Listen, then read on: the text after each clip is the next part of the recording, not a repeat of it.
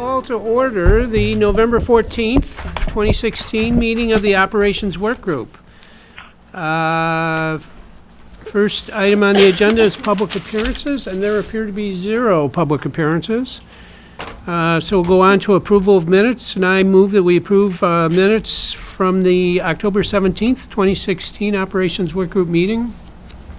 Second. It's been moved and seconded. Any discussion? Amaya, your advisory vote? Aye. All in favor? Aye. Any opposed? That passes 7-0, and Mr. Loomis is with us electronically, if not completely physically. Superintendent, any initial comments? Sure. The main item on our agenda tonight will be budget development process. We're kicking off the 17-18 budget development year early, as you know, in order to increase transparency and develop a stronger budget. I do want to take this moment to acknowledge that we wouldn't be having the discussion we're having tonight if it weren't for the approval of the school district referendum. So congratulations to everyone. We are very encouraged, feel bolstered, really inspired by the support of our community. It's going to help us make more progress as a school district. I want to personally thank the board for your efforts, because I know it was no small thing. A special thank you to Ed Hughes for his leadership. Thank you, Ed. Well, thank you, and thanks to the community. Yeah. I do also want to give a special shout out to our communications team, who I think did an outstanding job. So if they're watching us, thank you guys. Well done. I also wanted to acknowledge that in addition to the referendum, the election has been on the minds of many of us. I sent out a letter to both staff and parents last week to just acknowledge that as a result of the election, that there are many students out there who need support. They want safe spaces to understand the election results. Some students need additional support because of their emotions and concerns about the election results. Despite what our political affiliations are, our students come first and foremost. And I've been very proud of our staff. I think they've done a great job creating inclusive environments in their schools that allow students to express themselves. I also want to reiterate that we are committed as a school district to creating inclusive environments that are free from bullying and harassment. And I know that the board will be working on a resolution for the upcoming regular board meeting to that effect. So just wanted to acknowledge it and thank our staff for their hard work. Just one more time, as we head into this budget discussion, I am just so reminded at how supportive our community is, and very thankful to the people of Madison. Finally, before we dive in, I just wanted to acknowledge that tonight Nancy Hanks, the head of our elementary schools, is in New York City. She is at a reception for the 100 African Americans in our country that were awarded as the most influential African Americans in the United States. She's there tonight, so Nancy, we love you, we're proud of you, and just so excited for her. So with that said, we'll go ahead and... Yeah, can I just add, I'd just like to add, again, thanks to the community. It's wonderful that we got this, we have the support from the community we have, and I think it really, for our teachers and staff, our community who knows them best, I think their vote really was a vote of honoring and respecting the critically important work they do, so that's a great thing. I also want to thank Jen and Kelly and Rachel and everyone who was here at the crack of dawn on Wednesday trying to get the schools prepared for dealing with the election results when it was a hard time for everyone to be working. Some of us were just at the moment of thinking, is this a bad dream or not? Still in bed, and you guys were out working, getting things ready, so thanks for that. And then third, there's been some pushback in the media about some of our schools and principals, how we handle things. And if folks in the media or people like that have problems with what goes on in our schools, they should come to us.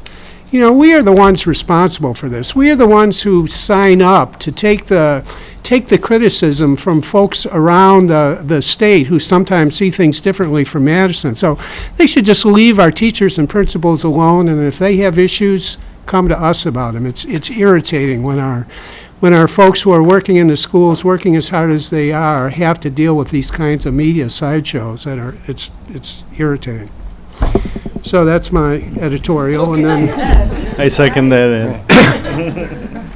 All right, with that, Okay. we're here with Mike Berry and Lisa Clistaff, who are going to lead us in our budget discussion. All right, so Lisa and I are here to do the November operations budget update. And we're going to assume that even with everything else that's been going on, you've had a chance to familiarize yourself with the November operations packet. Top of your agenda, I'm sure, the last week. So we're going to move quickly, and Lisa and I will co-present as per usual. The agenda tonight is just a brief slide on the referendum, especially since that's been mentioned already by Jen and Ed. We'll get right into the priority actions, which is the focus of this meeting, and then as if that's not enough, there's a policy update from Dylan to complete this agenda. So this is the statistical result from the operational referendum last week, 74% yes vote. We just want to add our thanks to that, which has been expressed so well by Jen and by Ed.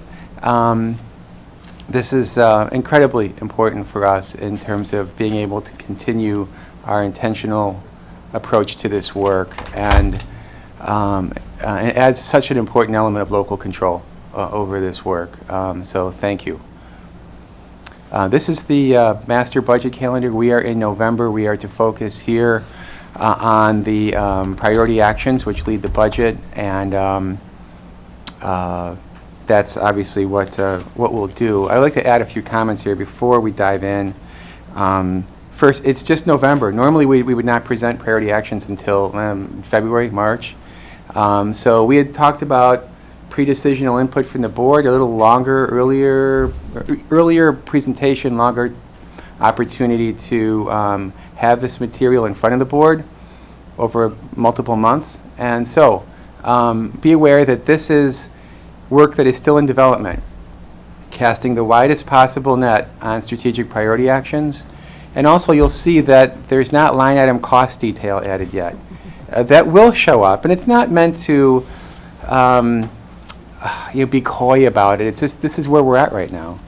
And obviously we'll answer any questions you may have around it, but we felt this was the level that we were comfortable presenting at for now. Also, there's a few references to the promissory note related to TID 25 and how that factors into budget development, which was something that came up at the operations work group last month. We were encouraged to fold that in. And then one other point, TJ had mentioned last month, where does the benefit strategy fit in? And Anna had mentioned in an email about primary grade class sizes. And first, those topics are certainly welcome tonight, and please feel free to raise them. Our structure has the compensation plan on in detail in December, staffing plan in detail in January. So that work is coming. It doesn't show up as a priority action, but again, feel free to raise or surface that or any other issue tonight. Okay, and we'll fit it in. The budget goals were previewed in October, and those seemed like they were well received, as were these guiding principles for budget development. The overall theme here was to be bolder and to push harder. And hopefully you'll see that reflected in the priority action discussion that we're going to have in the next few minutes. So let's turn our attention to these priority actions. It's a really important part of the overall budget development process. In 14-15, $6.8 million for priority actions were in the budget. And some of the big items were behavior education plan, the technology plan, straight grades were in there. In 15-16, the behavior education plan again was the lead item financially. This current year, 16-17, there's $2.9 million, including $400,000 for the Joyce Foundation that was related to early work on pathways. The sort of declining level of priority actions from 6.8 to 4.7 to 2.9 is not intended to reflect that we don't believe in priority actions. Hardly. This reflects the budget conditions we were dealing with as we had less and less tax levy carryover authority, less and less fund balance available. TJ, did you have a question? And correct me if I'm wrong, but it also reflects things like the behavior education plan funding that got folded into regular allocations and ceased to be a quote priority action, but continues. I mean, we didn't do 1 year of behavior education plan funding and then stop. Correct. And so I guess that's another piece where that, you know, and not, some things we did do 1 year of and stop. So I guess Right. that kind of teasing that out might be helpful. Yeah, and we can do that, certainly. In terms of early looks at priority actions for 17-18, which we'll get into, we wanted to give you some financial context. I mean, this is important even with the additional revenues available through the approved referendum. For our early budget planning, we were estimating a range from $3 million to $6 million in priority actions. The material, it's actually closer to $6 million. The material you'll see tonight hovers around the $6 million mark. Some of that will be funded by repurposing or finding offsetting reductions, another way of saying it. And every year we have to challenge ourselves to find those opportunities to repurpose funds. And we will do that again. We would do that no matter what. That's a big part of our plan. So I would use about $6 million as our sort of widest net at this point. If you like to think of budget in sort of big picture terms financially, we think that next year, if the state were to continue its funding pattern, our district would have about $2.5 million of additional resources, maybe $90 a student. That would be the trend if you look back and average the last 5 years. So $2.5 million. Now, the locally approved referendum makes available an additional $10 million. So you can see how important that is, just the juxtaposition of those two numbers, for a total of about $12.5 million. And so keep that in mind. We think that with the compensation plan being the next big piece of this puzzle to be filled in, and last year and the year before it's been around $5 million. We think that there is an opportunity to fund up to $6 million in priority actions. We think that is within our grasp. And that's important because, how do I say this? Many of the big headline issues, our best thinking about our most important issues are reflected in the priority actions. You're going to see tonight our ELL funding, secondary funding, SPED funding, early childhood, the tech plan, pathways, community engagement. So we have an ambitious agenda. We're focused on how to fit all of those boxes together on the screen. A big piece of this will be the benefits strategy and the staffing strategy, but we want something that will kind of hold together in a coherent and powerful plan for next year. Tonight, we lead with the priority actions. So with that, I'm going to turn it over to Lisa to get started, and there are some pauses along the way. Thank you. So before I get started with the priority actions, just know that we'll take this by chunk, by priority area, and then we'll stop and ask and answer questions and get any other information from you that you might want to discuss. As Mike said, we're pretty early in our thinking here. We've cast a wide net, met with the chiefs and SLT to talk about some of the priority actions that we're thinking about. I promise not to read every bullet on every slide, but I hope to give you at least a rationale for what we're thinking. Hopefully you didn't really see any surprises in this. As Mike said, priority actions continue in the areas of school improvement support, professional development, our plans, special ed plan, ELL plan, BEP, tech plan, maintaining our momentum and pathways. You'll see a priority action around diversifying our workforce, better engaging our families, supporting our facilities, better managing our investments and our data, and you'll see a renewed focus in the priority actions around early childhood. We know that that's where the action is around our little ones and where we can have a great impact if we do things really well, so you'll see a priority action around that as well. So I will go ahead and get started. And we'll start with the first priority area, which is school improvement planning, which is really about maintaining our focus in early literacy and providing that intensive support for schools that have the highest needs. So you'll see here, we've had some great results around the reading intervention software and strategy. We'll propose to move that to all of our elementary schools and scale that up. And then also continue with our professional development, K-8, for our intensive support schools. And if you remember at the middle school, that also includes professional development around what it means to be an adolescent and how that impacts our work with kids in middle schools. So I'm going to take the next chunk, also common professional learning, and then we're going to breathe and ask some questions. So this priority action is really about strengthening our equity lens and continuing to build our collective capacity for great teaching and implementing culturally and linguistically responsive practices. So this area is really about deepening and expanding our professional development with schools and school leaders, and also sustaining our Forward Madison partnership with our School of Education, our new teacher mentors, and supporting our new principal coaches. And actually that priority action involves a move to Title II and a balancing in that area. So I'll stop right there and ask for any questions or thoughts around the school improvement planning and support or common professional learning. TJ? Sorry.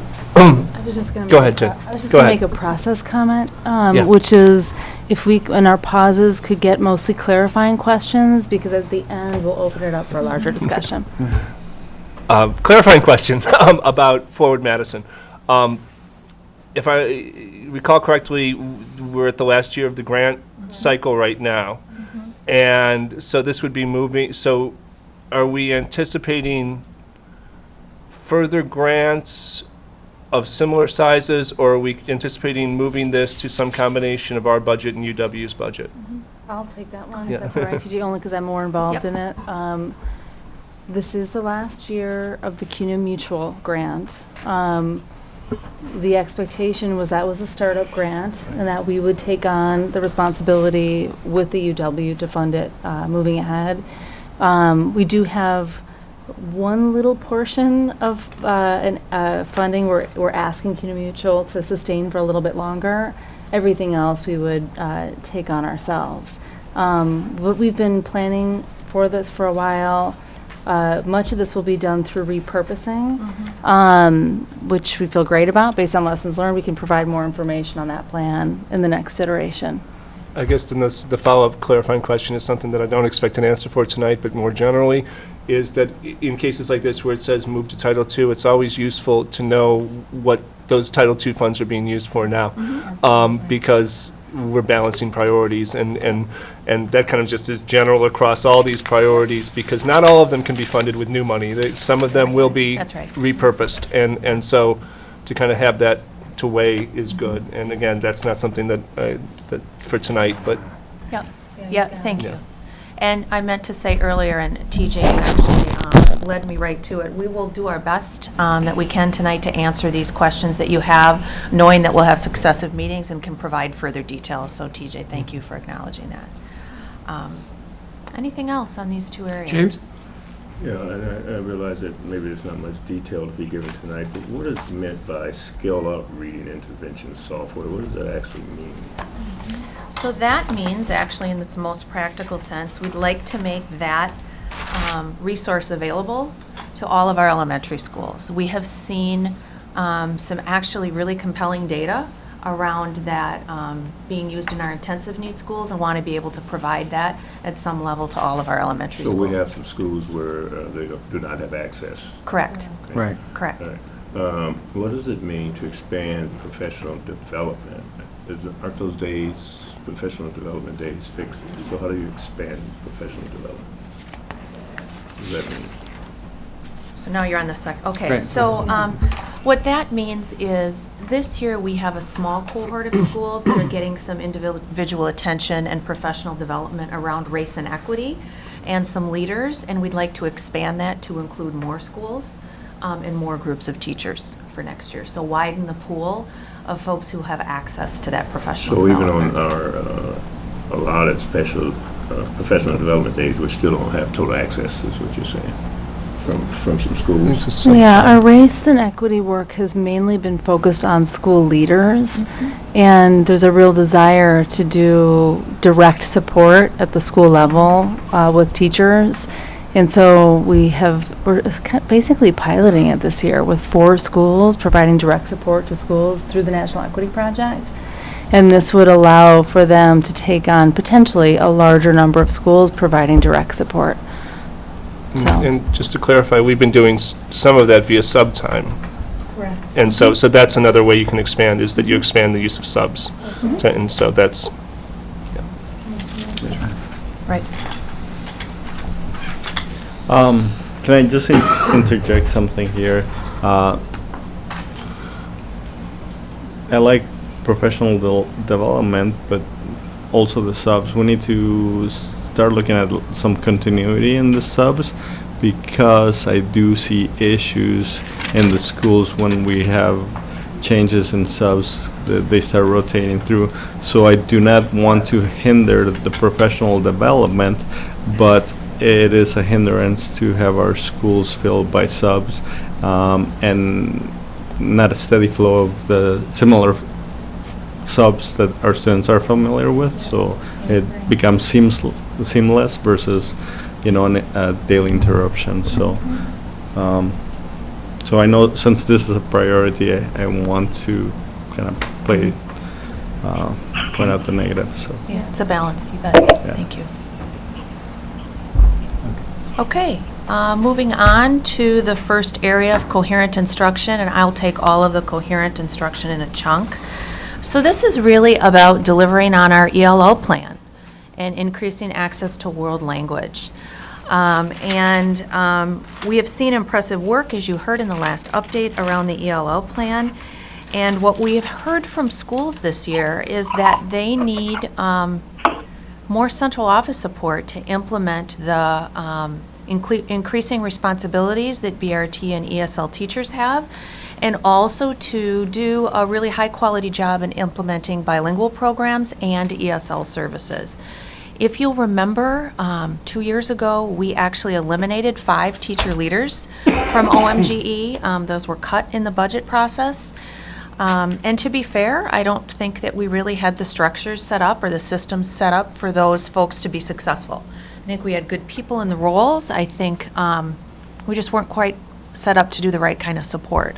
So this is really about listening to what some of our schools have said about, we need more help with the lottery, we need more help with setting up a 50-50 model, we'd like more support with supporting English language learners, particularly long-term ELLs in our high schools, and support moving forth with implementation of our first pathway. So those are some of the, that provides some of the rationale and some of the areas in this priority work. Also, growing needs related to refugee and immigrant families. And then we've heard from our BRT and ESL teachers about their responsibilities simply around case management and the new grading that they're responsible for on the report card with language levels. So that's kind of a summary of the first real plan area we're moving forward with. So the next area is developing this intentional focus that I think that you'll see in multiple slides on our secondary schools, middle and high schools. We have had quite a bit of success with the intentional and strategic work that we've done with elementary, and want to take a really specific look at middle and high school. And one of our priority actions that we're putting forth here is a leader for that work, an administrator for secondary academics, to really focus on some of the work streams that are here and priority work that will also require additional support and funding for next year. You can see that middle school, lots of stuff going on at middle school model, middle school report card, middle school start time, along with some of the other secondary access to advanced coursework. Our work around ninth grade on track, which has gotten great, actually a great STEAM this year, working with teams in high schools. So these are some of the areas that we think we have some priority work in moving forward. Our next priority area in coherent instruction is around this. Go Could ahead. I ask a Sorry, yeah. question? So from your description, it sounds like this administrator for secondary academics will be primarily, if not exclusively, focused on middle school issues. Is that accurate? It is also a position that would, we think, provide leadership and direction for our ongoing pathways implementation, our ongoing course alignment, our work with access to advanced placement courses and accelerated coursework in the high school, our work around some of the transition projects that we've talked about a little bit, that the middle school transition 5th to 6th that we know needs attention, the transition middle to high school. So at the risk of being general, it's really about focusing on all things secondary, middle and high school, and those transition times in between, and giving it the attention that, renewed attention that we think it deserves. Thank you. Where do you anticipate that position being located? Would it be in the Office of Secondary Schools, or would it be in what used to be teaching, what is it, curriculum? And Well, Alex and I could probably duke that out ourselves here. I would actually see that because it's about secondary academics being in the teaching and learning organization, with certainly ties to what's happening with the chief of schools in secondary. Okay. That clarifies a little bit about kind of what's being envisioned. Yeah, I think we're still thinking it through. Yeah, we really are. But we have an organization that's been well-positioned to serve elementary schools, and we're just finding that we need to do some restructuring so that we're actually prepared to do what we planned Yeah. at middle and high school in the upcoming years. So we'll be refining our thinking in the coming weeks and bringing you back something more solid at the next meeting. Okay, where did we leave off? Special education. So these actions were lifted directly from our special education plan, so this is really about delivering on those. This is what was proposed in our draft budget, was increasing our PST allocation. That's really to equalize our support for schools, to ensure that every school has at least a half-time program support teacher.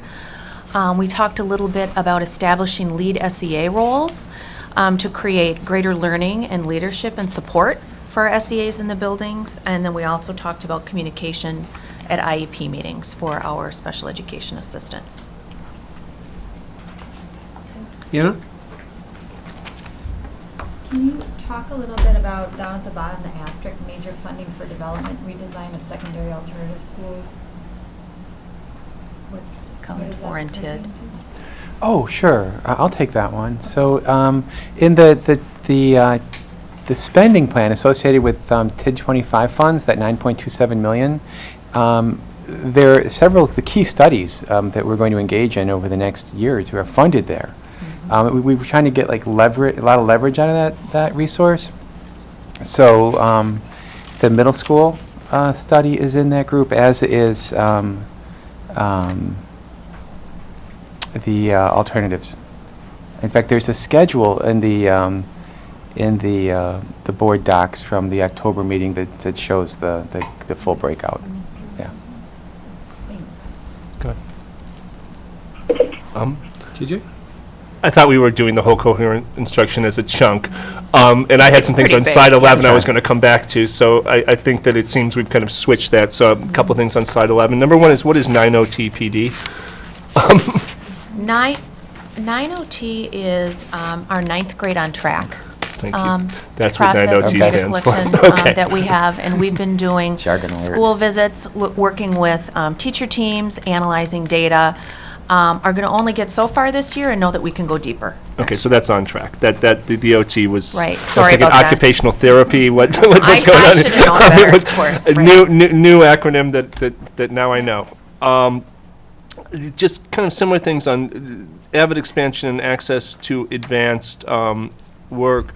What kind of budget-related expenditures do we see in those? And I guess what kind of budget-related expenditures? So for the Avid expansion, we're looking at a small number of sections in a few of our high schools for equity around access for Avid. And we can get you those specifics. Our team has just started that conversation, but we want to be sure that a placeholder is in there so that we can look at staffing and opportunities for those schools. And in terms of access to AP courses and advanced coursework, we've started this year our work with equal opportunity schools at Memorial High School, looking at access to advanced placement, and we'll be learning from that pilot this year and perhaps looking at expanding that next year. And I guess on the Avid, so number one is it's high schools, we're talking not middle schools in general. Yeah. And Yes, that's what my notes were, if I remember correctly. Correct. We talked and about four last high year, we schools. did some expansion in staffing at Memorial. And would this be similar things elsewhere? We're looking at bringing more total students in and Similar, in Okay. small section numbers, correct.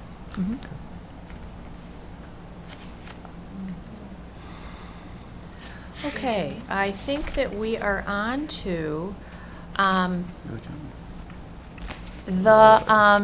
this is a new focus for us, a new collective focus on early childhood education in order to prepare our very youngest children for success in school. And Mike and I we took a lot of time coming up with this subheading here, but we liked the word collective because we do think that this is about really joining forces more intentionally with our community and our staff and our families to really create a new vision and focus on our early learning. As you know, we've had 4K now for about the past maybe 5 years. And haven't really taken a close look at it or evaluated it. And while we have really outstanding practices happening, we know that there is more that we can do to maximize around that in our early childhood classrooms, around early literacy, around language development. We know we have community centers who are serving some 4K students that actually deserve better attention and deserve a better partnership with our school district. And we know that we've heard from voices in our community that see real power in getting to families early. I would also say, I talk about this a lot, that transition from 4K to 5K is critical. We believe that this new director with just this focus would be able to really pay attention to. And so we see that this is just a really important new focus that we wanted to put out there for you and get your feedback on at this stage in the game. We say, it refers here to a new vision for early childhood education and 4K, which implies that there's a difference. So when you say early childhood education, are you thinking broader than 4K?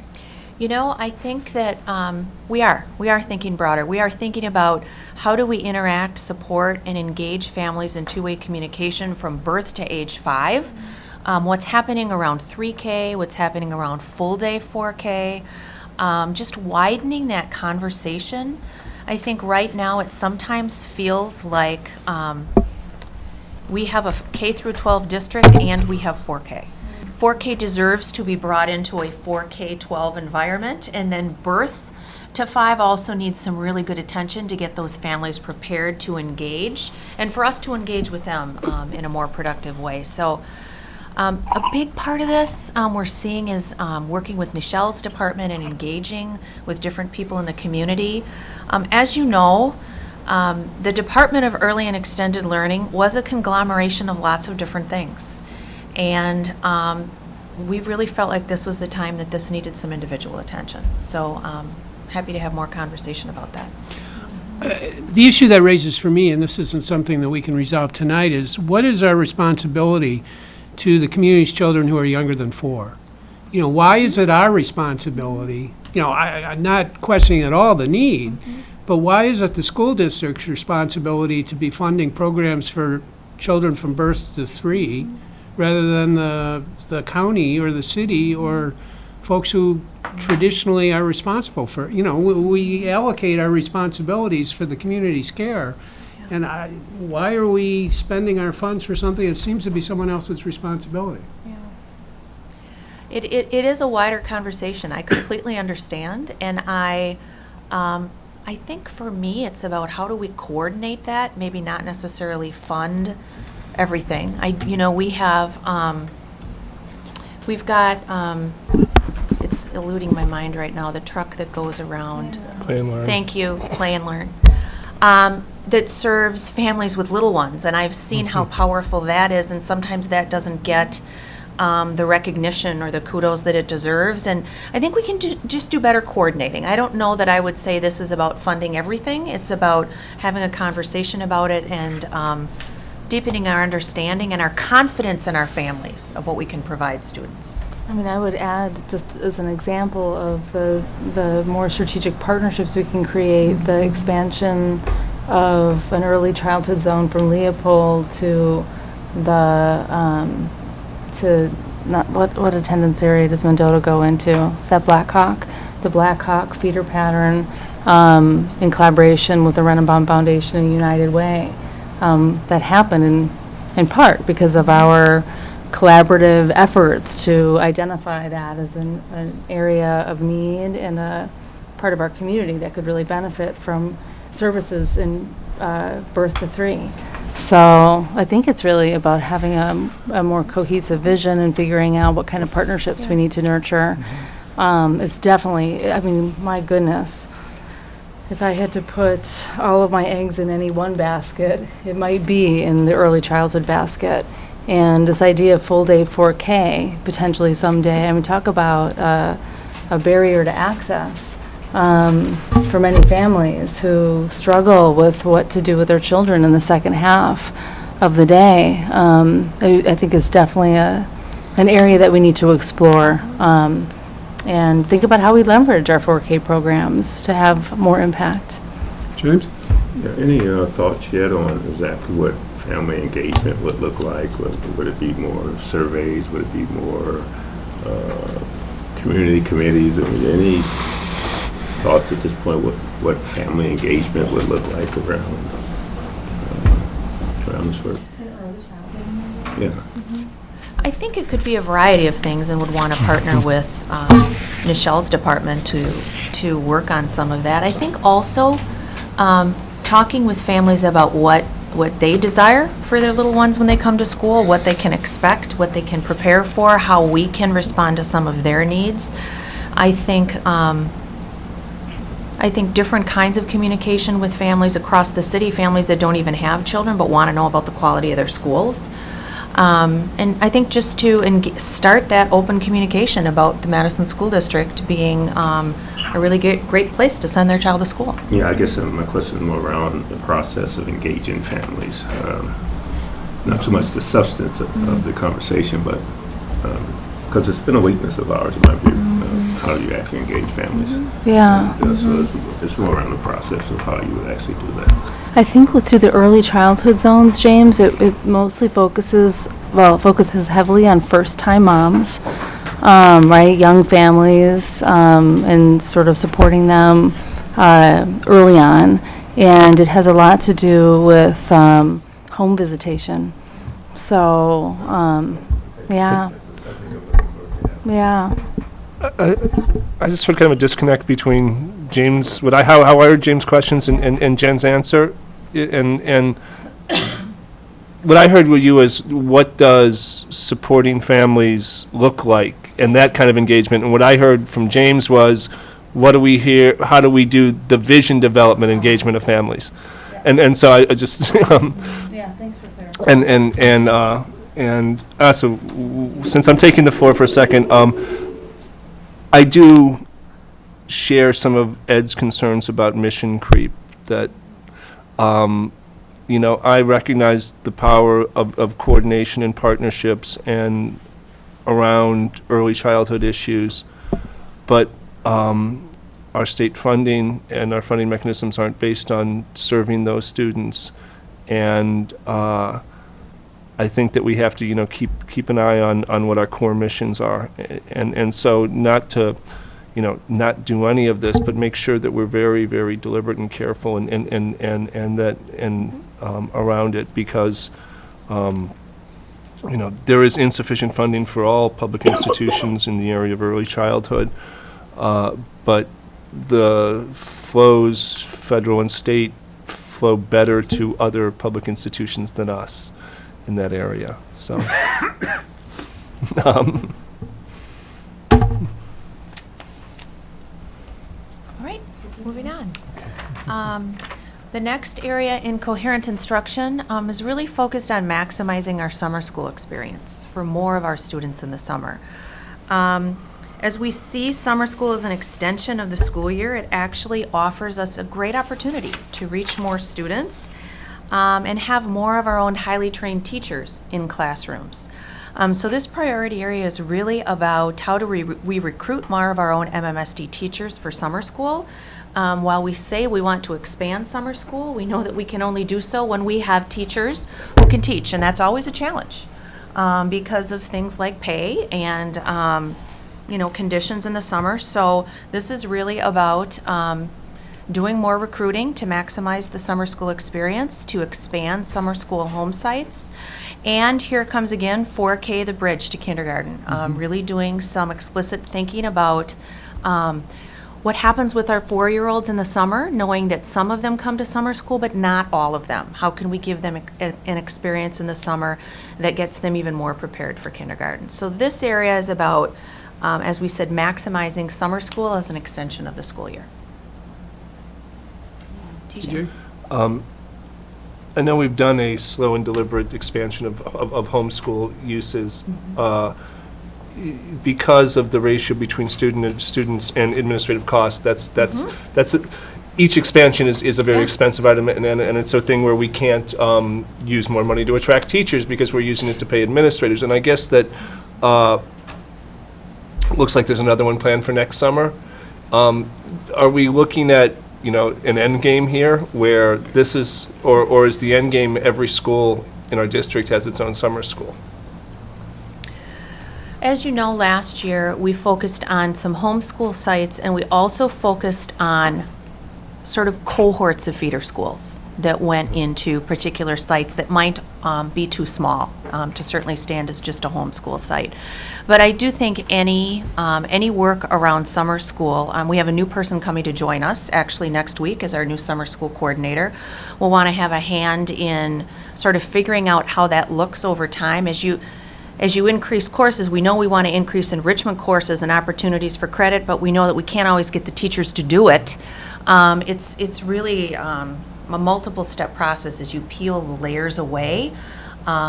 Do I think that the end game is to provide the best high quality summer school experience for students in their home school with their own teachers is the end game? Absolutely.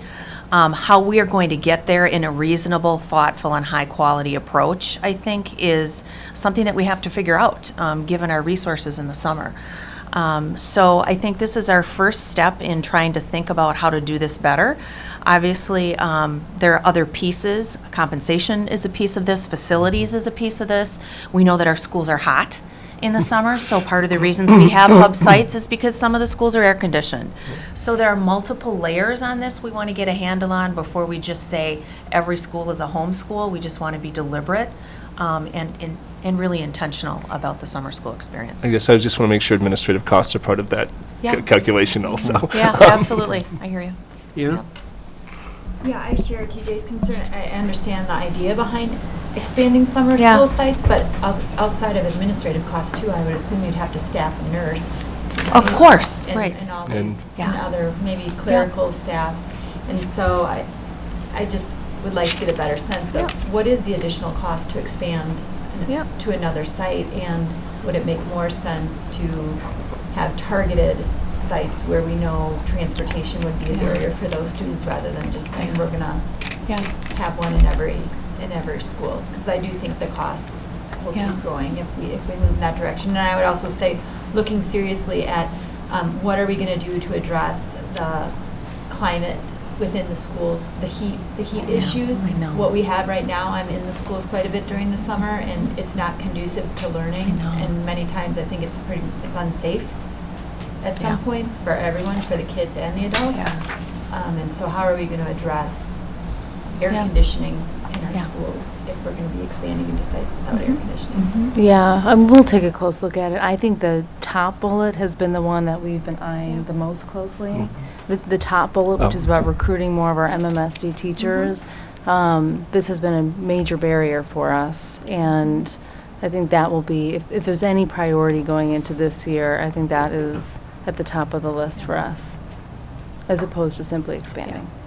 I know I talked with a principal tonight who is a summer school principal of a hub site with multiple feeder schools, and she's already got teachers saying they want to come back. She's having meetings with the feeder school principals, so there's lots of ways to take a look at this moving forward, so thank you. Okay, our next priority area is really about moving forward and delivering with our behavior education plan. It includes the actions that you see here, particularly related to some of the things that we've talked about as priority in the behavior ed plan and are thinking about moving forward with. So expanding the professional development around restorative practices. So really making restorative practice some of the part of the stock PD that we offer every summer to schools and to teachers. We have some brand new teachers, we have some teachers that need refreshers, we have some principals that want to bring a team back to sort of reground everyone. So we want to be sure that's part of our regular offerings. I know that I had talked with Leah and John about continuing to implement systems for screening and intervention for trauma, talked about widening that to offer it to more schools, expanding our partnership with Umoja around a restorative approach to school suspension. And then the last one is actually really targeted, and this is again about that transition for students that have special needs related to health or other challenging conditions that they may have, about really providing for our nursing staff to develop those individual health plans to be sure that schools and staff are ready on day one when a little one comes in that might have a challenging situation or health condition that needs to be immediately taken care of. It might be a nut allergy, it might be something else that needs to be really attended to with special accommodations. So this is really about preparing for that transition on day one of school. TJ? I'm familiar with Moja's work on peace rooms in Chicago, but I don't think we've had more than a couple sentences about the plans and what they're doing in MMSD. So as we go forward, considering expanding this, You bet. knowing what we're expanding would be good. And You bet. So Absolutely.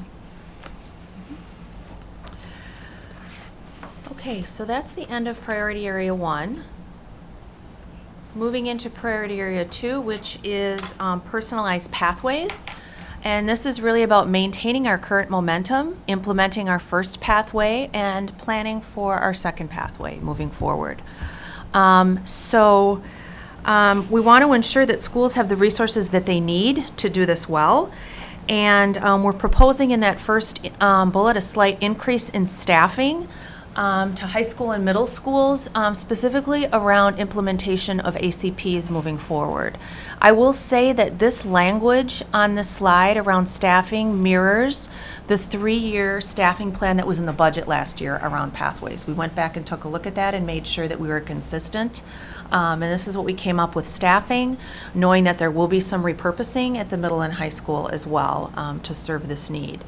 There's also priority action around in professional development related to the bulleted items there. You can see important things like project-based learning, the integration that schools will be doing of content, scheduling. We know that that's a challenge now as it is, and it will continue to be a challenge as we move pathways forward. Communication and family engagement continues to need time and attention, gaining feedback and talking about a second pathway, and then also experiential learning.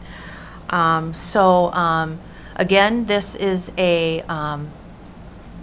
priority action that really is aimed at maintaining the momentum and supporting schools and giving them what they need as our first personalized pathways is put into place for next year.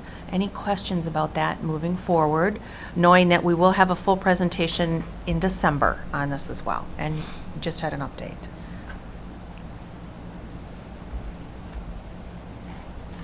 I feel like I'm doing it. Don't see To any December, wait till.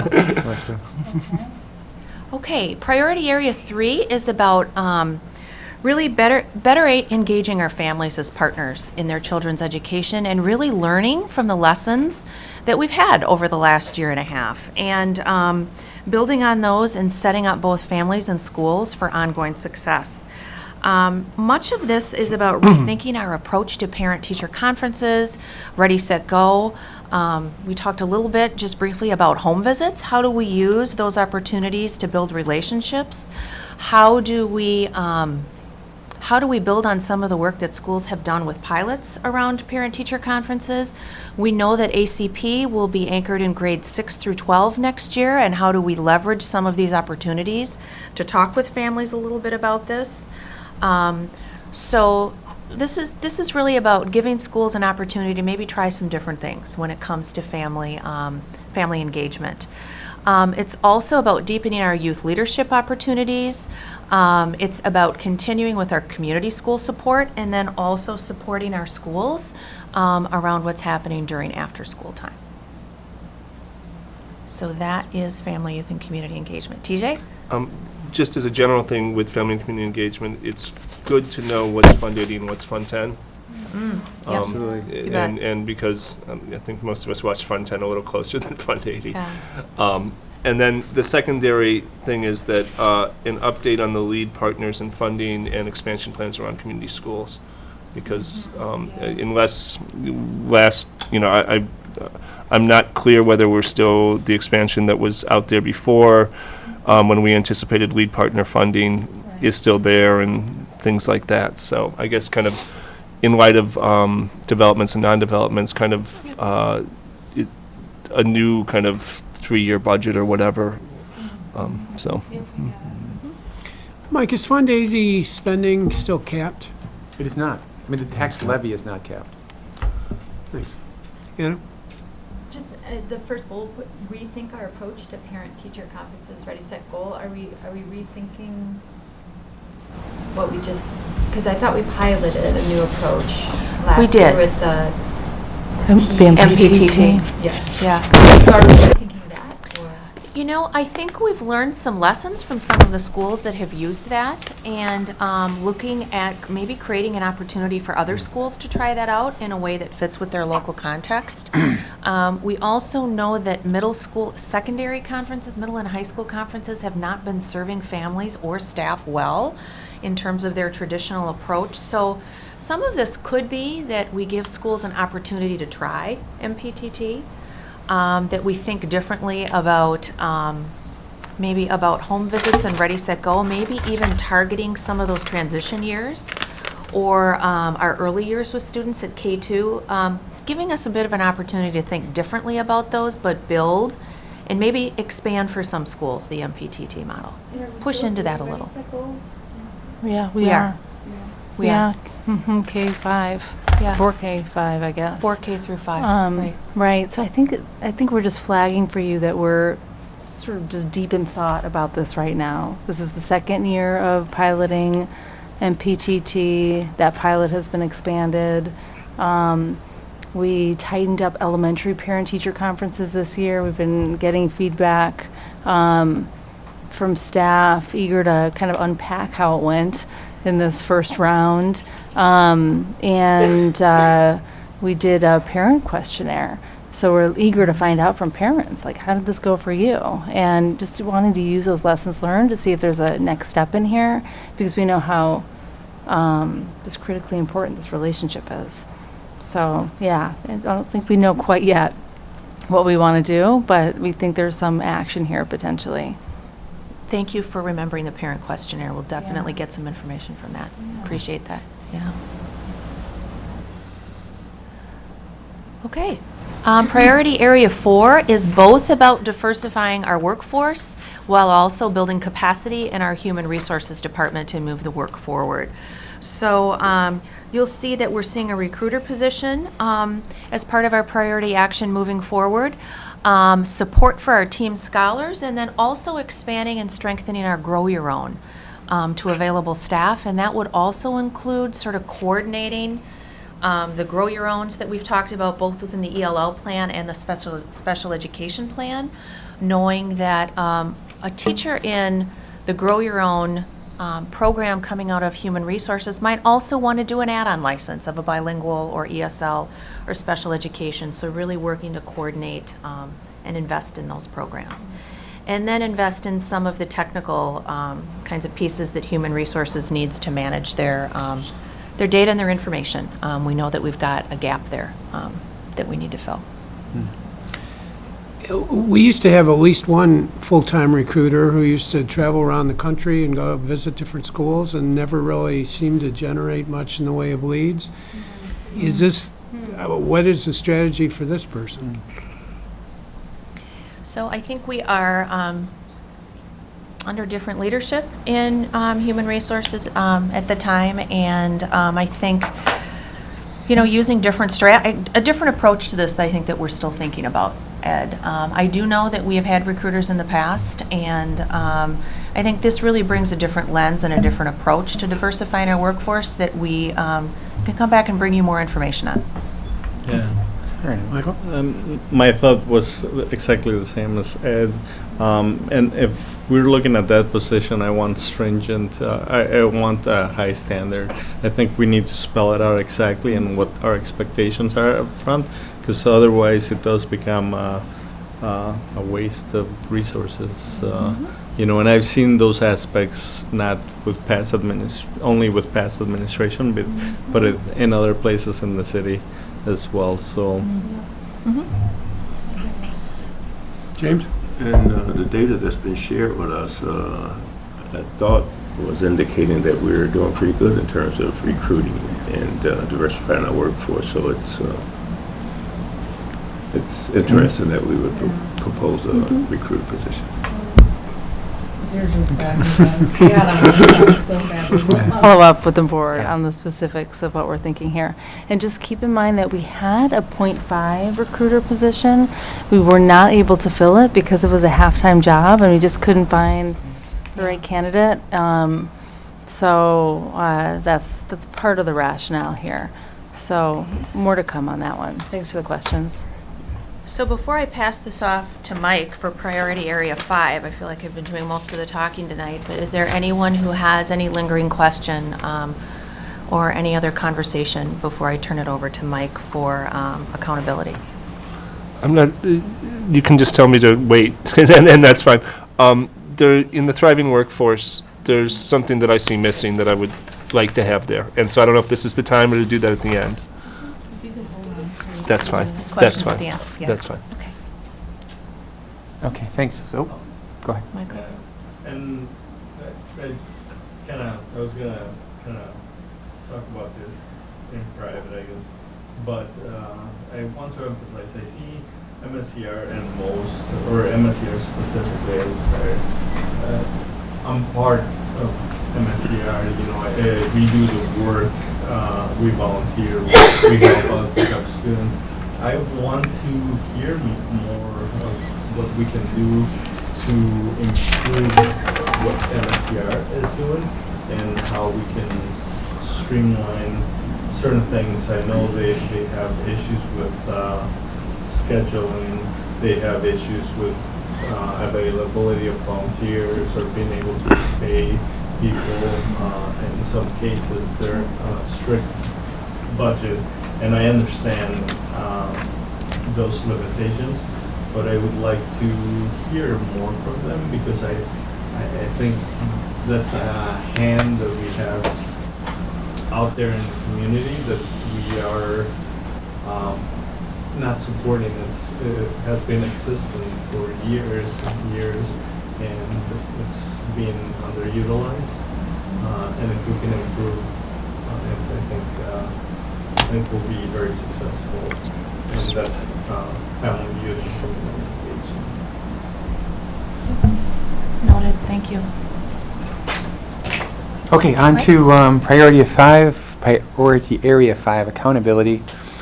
Supporting and maintaining positive learning environments. So the first item here is long-range facility planning, which should not be a surprise. We have put this on the agenda and are committed to seeing it through. The issues here are as direct as Anna mentioned, schools without air conditioning, and as broad as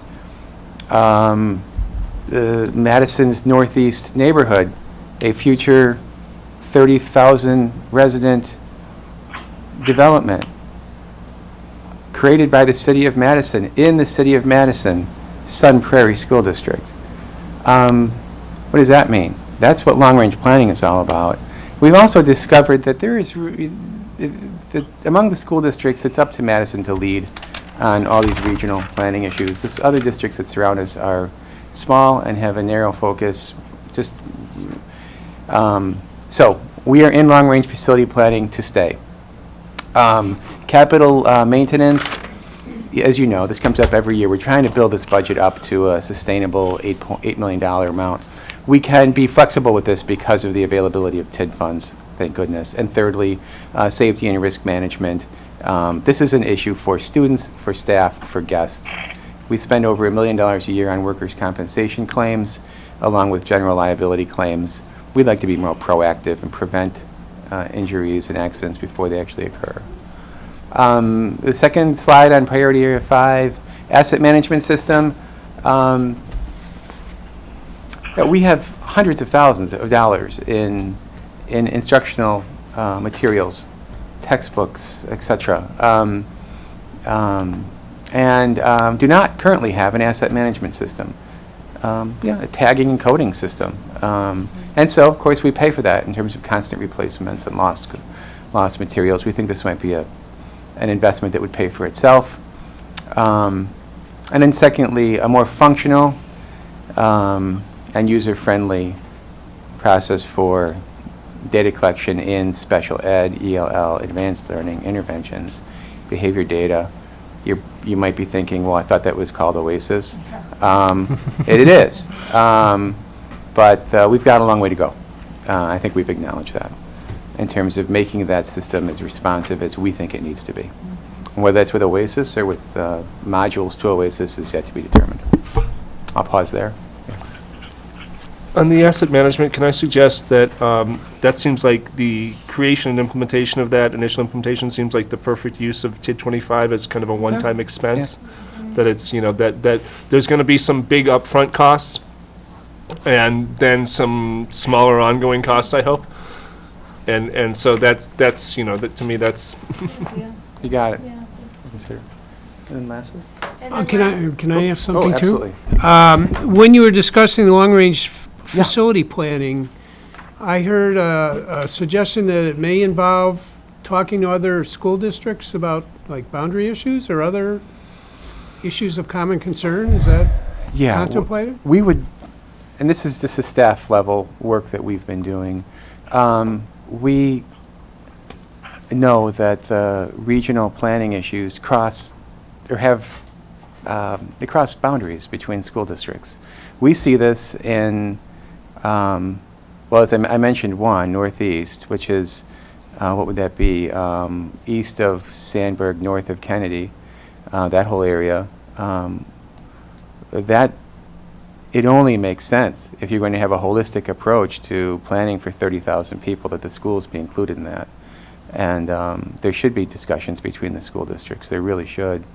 And then another example would be our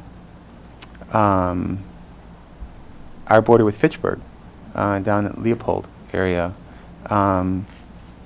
that area is going to grow. Who builds that school? Madison? So as it turns out, we certainly have our own focus on our own enrollment in our own 50 schools and our own growth, but it just seems that we're missing the larger strategic issues if we don't expand the focus and start bringing these school districts together and finding where there's some opportunities to plan well. Okay. Yeah. Add something that CARPC, Capital Area Regional Planning Commission, is doing a visioning process right now, and we might want to have some kind of input on that. And I love visioning processes. Right. But CARPC, it's out of it's county counties where it lives, but though it's not actually a county thing. And Has the all- CARPC been what's it- eviscerated? What's that? No. That was something that Kathleen Falk wanted to do. It was the last thing she wanted to do, but she didn't. And it just so happens that our own Capitol High employee, Larry Palm, is, I believe, the chair of CARPC. If not the chair, he's a longtime member. Oh, excellent, thank you. So, Last but not least. Last but not least is our Ignite plan, our technology plan, sustaining this focus and the work that's gone on, learning from our schools that have been the front runners in this, about funding our Group 3 implementation and also our professional development for our Group 4. And that's also planning for our virtual learning spaces that are in our schools. And then the other piece that we have been talking about is this online repository and sort of professional knowledge center, learning management system. Could have implications for what John talked about with an online repository of materials for special education. Could be a place where students and staff share and explore work and resources. So something that we've talked about that has been in the technology plan since the beginning, but something that we put on deck this year to talk about a little bit more deeply. Any questions on that? There you go. So we'll hand it back to you, Adam. So we Okay. have final discussion, which it gets to teachers solving about what might be missing. Yeah, on the last slide, it asks a number of questions, but I think overall, they just kind of asked for what our response is to what we've heard tonight. And it might make sense just to go around and say what's on our minds, what things we'd like to be thrown into the mix as well, or concerns that haven't been identified or ventilated yet. Does that make sense? Yeah, and can I just make one quick comment? I think our next step after this meeting will obviously be to put more meat on the bones, attach numbers to our proposals. And we've been toying with this idea of kind of creating some kind of tiers of priorities. Like if we were to do $6 million in priority actions, what would that package look like? If it were $4 million, what would that package look like? You get the idea. So knowing what your highest priorities are right now, like really what stands out, it may not be missing, it may be on the list, but you really want to make sure it happens. It would be nice to know at this point if anything really stands out as a high priority for you. Well, why don't we go around, and TJ, you had already I got- indicated that you had some points, so why don't you begin? I guess that, on kind of the big questions and even prioritizing the priorities, number one is I think that that hearing the administration's priorities would be very, very helpful. It's kind of, there's nothing here that seems like, outrageous. I could never support that kind of thing. But I think most of them, the details do matter, and particularly the budgetary impact details. Both what new money and where things are being reallocated from. So it's kind of hard to do a comparison to set priorities myself. But maybe kind of the other pieces that I have were things that I don't see here that will reveal it. A little bit of that, or at least see partially here.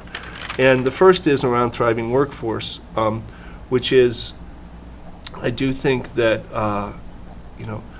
the general issues around retention, morale, and I don't know what a budgetary expense around that looks like. But I would like to kind of hear a proposal for something around that, and particularly, kind of in that general ones, and I really don't know what this looks like, except for perhaps consulting with someone like Institute for Democratic Education in America, that, I go back to it every time I look at these, that 44% of our staff was either negative or neutral on the question, I can talk openly about my concerns without putting my position at risk. And to me, that's just, that not only does that speak to staff morale, but it speaks to our improvement processes. That if we can't have honest and open conversations among our staff, and they feel they can't participate in those, I don't see our improvement processes functioning at the highest level they can. And so I guess that, that would be, out of what's missing here, that would be my number one thing. Now, I've got a couple of other things that don't fall there.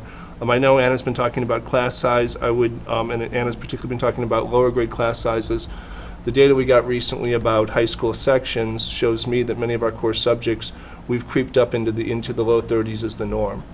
And I think we need to keep an eye on that. And I think that not only, the high school is creeping up into the low 30s for core classes is going to impact our instruction, it's also going to impact morale and other things. And so in addition to the lower grade class sizes, which we've traditionally fought tooth and nail to keep small, I would add high school, and also, as always, keeping an eye on that 3, 4, 5, with creeping up into the from the 25s to the 26s to the 27s, 28s. But I think that we need to add high school to the mix.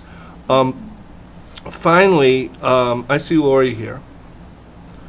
And I know that Lori has pieced together with love and spit and duct tape and almost no resources an initiative to try to help some of our most struggling students at West High School, Mission 4.0.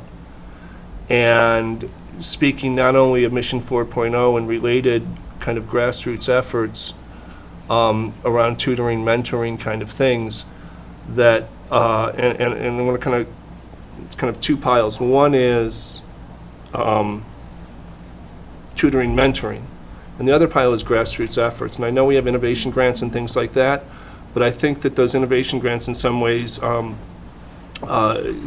don't welcome members of our community with ideas and good ideas as much as they should. And Lori being here also reminds me that I owe her an email to try and set up an appointment, and I apologize. But I'm glad you were here, because this might not have made my list. And so I think that I kind of to see some kind of budgetary priority or strategic action around that is inclusive of what Mission 4.0 is trying to do, but not exclusively about it. And then finally, this is kind of, I don't know, when I talk to people and who see so many of our students struggling and so many of our students falling behind, and that incrementalism doesn't work for them. And I'm not, and I don't think proposals should be supported simply because they're bold and because they're different. But I do think that, and I understand incremental improvement, and I'm kind of an incrementalist myself, and I appreciate what's happened with that. But I do think at some point, we're going, and maybe this is the year, maybe it's next year, we're going to need to assess and say, do we need to do something like take all our intensive needs K-5 schools and completely just throw every resource we have, surge it at grade 2, and just try it. And just and see if we and do that for a year or two, and say that's our priority action. And maybe that's not the one, but something that kind of like different. And no, that doesn't capture the students in high school who've already fallen behind, but maybe it sets a new trajectory for us. And as I said, I don't know if this is the year to do that, but I do think that we can't, and I don't know if that's the exact kind of outrageous thing to do, but I do think that we can't be completely dismissive of considering that as we look at priority actions. So that's those are my 4, I think it was, maybe 5. Thanks. Michael? I want to hit on priority area number 3, family, youth, and community engagement. To me, this is about going back to basics. We do have those hands out there that exist that reach out to parents, families, and those are the enrichment opportunities that our students are able to take part on, whether it's athletics, arts, dance, and we can connect those to our academic success. We can connect our teachers, our substitutes to our students, so they become familiar. Parents become familiar with the teachers, with the whether they're substitutes or full-time teachers, because they're also coaches, they're also volunteering and holding our students to that those leadership or opportunities. What better way to learn to read than recite a play that's culturally relevant to our students? What better leadership role than being a stand-up athlete in our schools and having those connections.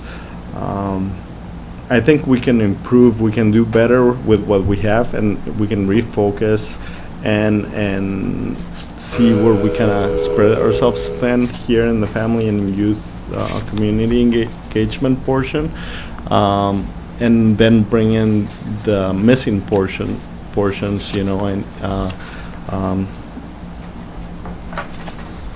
So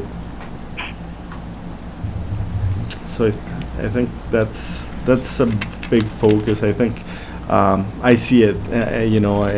You want parents to visit. Go to a basketball game, go to a football game, go to a wrestling game. Sometimes they have those are better opportunities than the PTO or PTA. Sorry, James, where the same focus is selling cookies, raising funds for what purpose? Oftentimes, it's lost. So then, as a parent, you kind of fade away from that. And our parents get to experience the successes that our students are bringing in. The study showed that students that are engaged in, we did it in athletics, they tend to attend classes, and the diversity would increase.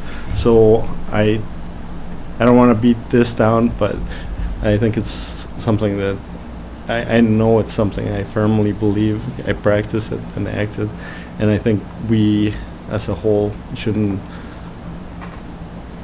neglect it, shouldn't forget about it, and we can improve on it,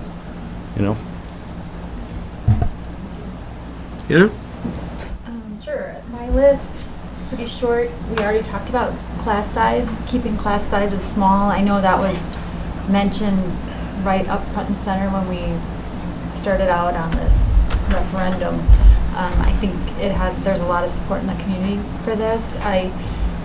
I did put in a data request to kind of find out where we are at right now. I know it's slowly been moving and getting bigger and bigger. The research that I look at really says 14 to 17 is the goal place. I'm guessing we're now closer to 18, 19, 20 in some of our schools. So I still think we need to make that a priority for our school district. I think that's why a lot of families do come to our schools, because in other schools, if you're looking at private schools, classes can be very, very large. So I think it's that individualized instruction. And I would just say that's one, practice that is linked very closely with student achievement, particularly for students living in poverty and students of color, ELL students. So it really is a high leverage strategy. The other, I agree with TJ. I would love to see something set aside around I don't know, you said grassroots or community things that the community members are coming together and creating. I know there's been some other pilots too. At Thoreau, there was circles of support. through Mary's grant, and it was highly successful based on the input from people coming out of that school, and really seeing something like that. If we're looking at middle school programs, a program like that, I think would be very effective at the middle school level, because, kids are shifting from being in the elementary school to these big middle schools, so to have that extra layer of support for our students, I think it's great. And another area that wasn't really discussed and may need to be a priority, I would like to know more about what's going on with our TEP program. It's not something that we've talked much about, but every year the number of kids experiencing homelessness is going up by the hundreds in our school district. And so what have we done as a district to build our capacity to serve these students? And I would consider those to be very vulnerable students. So just knowing more about what's going on in there and whether we need to put more funding towards strengthening that program. And the last area, I know we just passed the special education plan. I still have some concerns around the caseloads for our cross-categorical teachers. Based on what I'm hearing from constituents, I feel like the number is growing. I don't have the data, but I'm just hearing from more and more people that they have so many kids and they're not even having time to touch base with their students or be working with the general ed teachers. So really looking more closely at what are our caseloads at for them, what are the expectations for their job, and if that's realistic. My concern around that is that for families that have the ability to advocate for themselves, they will tend to work out the services, but then what happens if the capacity isn't there and there isn't enough, then other kids are not being served as well as they should be. So really making sure that we have adequate staffing. So those are my areas. Dean, are you still with us? I am. Have any thoughts? I do. It's a little difficult. It's not quite as, obviously not the same as being there. So, the machine kicks off once in a while, so there's interruptions. But I kind of want to piggyback on Mike's number 3, family, youth, community engagement. The first bullet, I think we need to rethink our outreach in general across the board. In every area where we want to come into contact with families and want them engaged, I think we need to rethink all of that. The best example I think recently was in the partnership meetings that we've had. There's still a lot of confusion and uncertainty about what we're doing, what we're trying to do there. And I have some specific questions, but I heard that we're going to be talking about that in December. Same one, number 4, the last bullet, supporting MSCR in most. I think last year we talked about our athletic department, and Mike talked about a little bit about it earlier, but I don't think we're doing enough there. We talked about it, and then we just kind of dropped it and just let it drift, and now we've got another AD vacancy, and this is an area where we know when kids get involved in, they do better. Why is uncertain. It almost doesn't matter. If they're involved, they do better. So I think we need to put something there to increase involvement not only in athletics but in extracurriculars in general. So I think this should be in here somewhere. So those are my 3 areas. Thanks. Mary?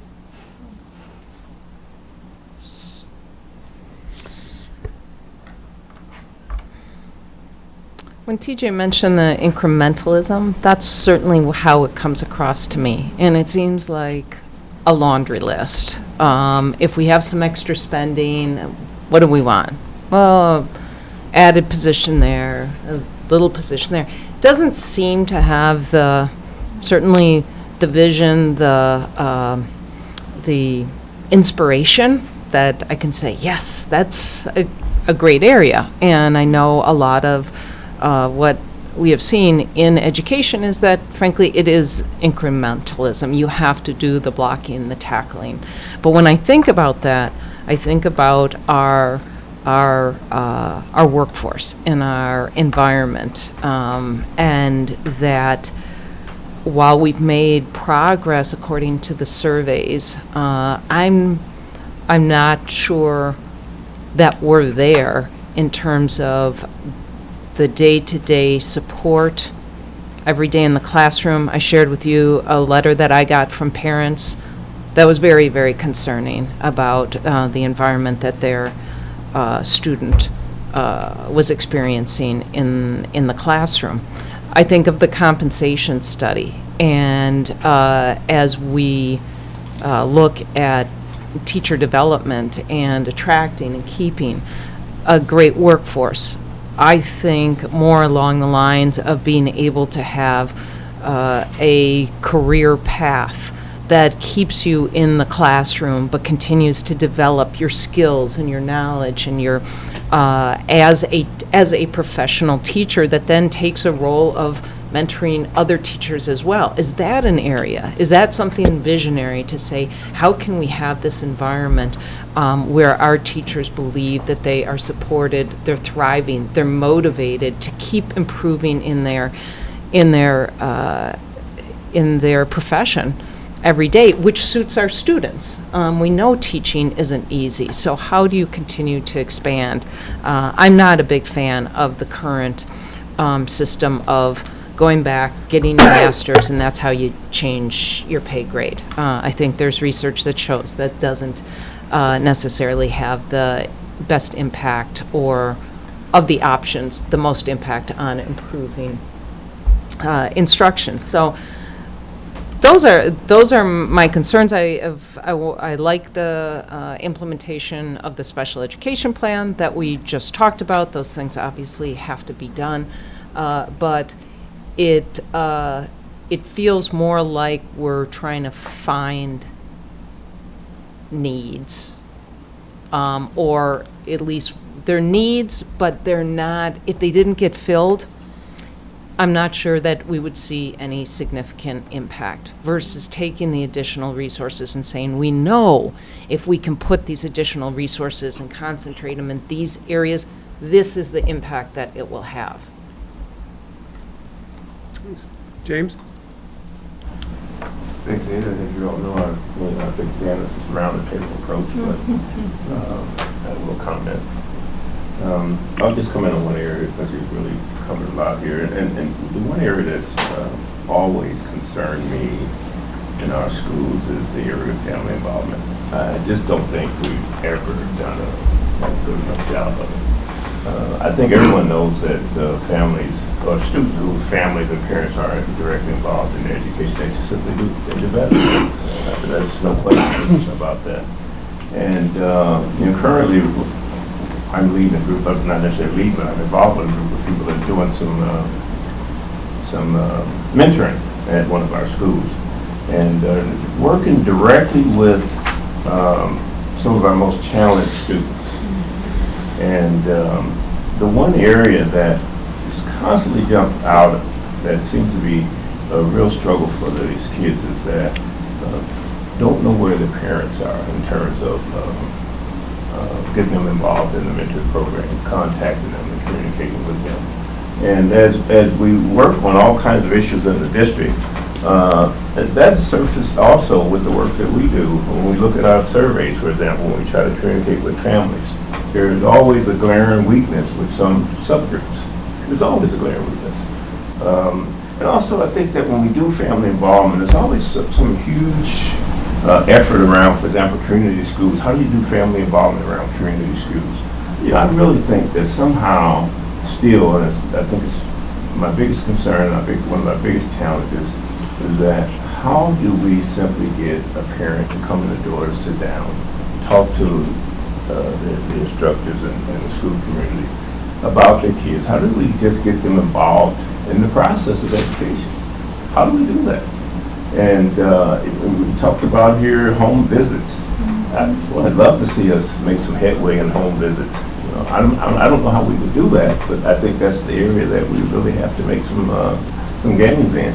So for me, this whole area of family involvement, I mean, I've seen it over the years, and there's just missing parents. I mean, parents, maybe they're working 2 jobs, what have you, but somehow we have to figure this out and figure out how to get families involved. When we talk about behavior, sometimes we have some behavior in our schools, and we wonder why we can't get the parent involved to help us in that behavior issue. And so I think, you know, maybe the big elephant in the room is the parents, and how do we make it ways into get parents really involved in our schools. We know that we have some really involved parents. We know who they are, and we know that those parents, kids tend to be very active and do very well. But where we're trying to make our biggest gains is where we don't have parents, and somehow we have to figure that piece out. And I really like to see somehow that we work more on the granular, the really grassroots level in terms of how do you get parents involved in the work that we do in our schools. And for me, that's the big issue that I think that runs really across everything that we do. Thanks. Maya? Similar to the comments that have been echoed throughout the meeting, I also think that family involvement is really crucial. Within my school community this year for parent-teacher conferences, they invited students to come to conferences with their parents, and I think that was a really proactive measure that was taken because students drove the conversation in front of their parents, so parents either got to see the work that the student was proud of or got to see the areas which the student was struggling in but was really trying to make bounds with. So that was like a good way for parent interaction to take place because the student was excited that they were going to be able to present their successes in front of their parents, so the parent wanted to come to see their child succeed, and then at the same time the parent wanted to be there because they knew their child would be explaining to them how they were planning to improve and what steps they would take to work with the teacher, their fellow peers, and with their parents. So I think similar initiatives to that. And then I also think that continuing the work with personalized pathways is really important because within my student community, there are a lot of concerns. I personally have a younger sibling who is going in and is currently being asked about whether she would like to have a pathway. And there's just a lot of confusion and delivery of misinformation about the initiative. So supporting it in the future and really making sure that we plan thoroughly for the second pathway with a lot of input from our community members about how it will take place and the delivery of the information to community members who didn't participate in those sessions afterwards is crucial. The last thing that I really wanted to cover is I think it's important to keep supporting the positive learning environments. I know that facilities are really important since our schools have a difference in ages, but learning environments are something that really contribute to our success. I mean, obviously we can't have a building with heating that's not correctly working or cooling or incorrect bathroom facilities, but the positive learning environment is something that everyone experiences on an everyday basis, and it really contributes to whether you feel comfortable in a classroom, whether you feel motivated to achieve, whether those feelings continue with you when you leave the school building. So I would really suggest going towards that direction instead of really narrowing in on the facilities. In the couple days that have been following the election, that's something we've been talking about in my classrooms. How we can make it a positive learning environment because there is a lot of fear within my school. We took a survey similar to how the actual election was, so students voted, and we found that our school has more of a liberal bias towards it. So the students who would tend to vote for the liberal candidate, they're fearful of how the conservative candidate will impact them, but then those conservative students also some of them feel unwelcome because they have their liberal peers who feel sad and they're actually excited about the outcome of the election. And others of them think it's okay to use some of the rhetoric that the candidate used. And so that hateful speech is taking over and teachers aren't equipped with how to deal with that situation within the classrooms. It's kind of like how if a student uses profanity, a teacher should be equipped to deal with that.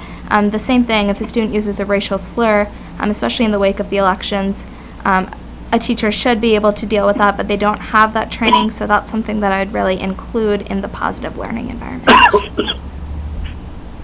Great, thank you. I just have a few kind of very specific things. It was interesting to hear what the recommendations, or at least initial recommendations, were in terms of additional administrative positions. I would have had a different approach. I think, well, not that I disagree with what you say, but from my perspective, I think one thing we need to have is a district-wide athletic director. As you know, Michael and Dean talked about, athletics are important, and they've always been kind of a stepchild in the district. And to have someone with overall responsibility for the district just makes sense to me. So that, you know, I know that we have kind of Jeremy at Memorial is kind of taking a lead position, but you know, I assume that that's just mostly consumed with reacting to immediate needs and not really looking forward and seeing what our overall philosophy might be and how we could do things better as a district in that area. Second, I think, and this really isn't a budgetary thing, but I sure hope that we hire someone to head up the advanced learning department soon so Lori can get back to focusing on fine arts, which is certainly critical. And then finally, I really think that we need someone whose responsibility it is for charter schools and innovative proposals, and will be in a position to provide something other than reactive information and responses when the things that are coming down the pike are going to hit us. You know, we know this person is in the UW president's office issuing RFPs or whatever they're going to do, and we are going to have proposals coming forth to stick charter schools in our district. We got to be able to be prepared for that. The new legislature, the newly elected leaders in the legislature were talking about even bolder proposals this time around. And you know what that means for us. You know, it's going to be something else that's going to be attacking what we're doing.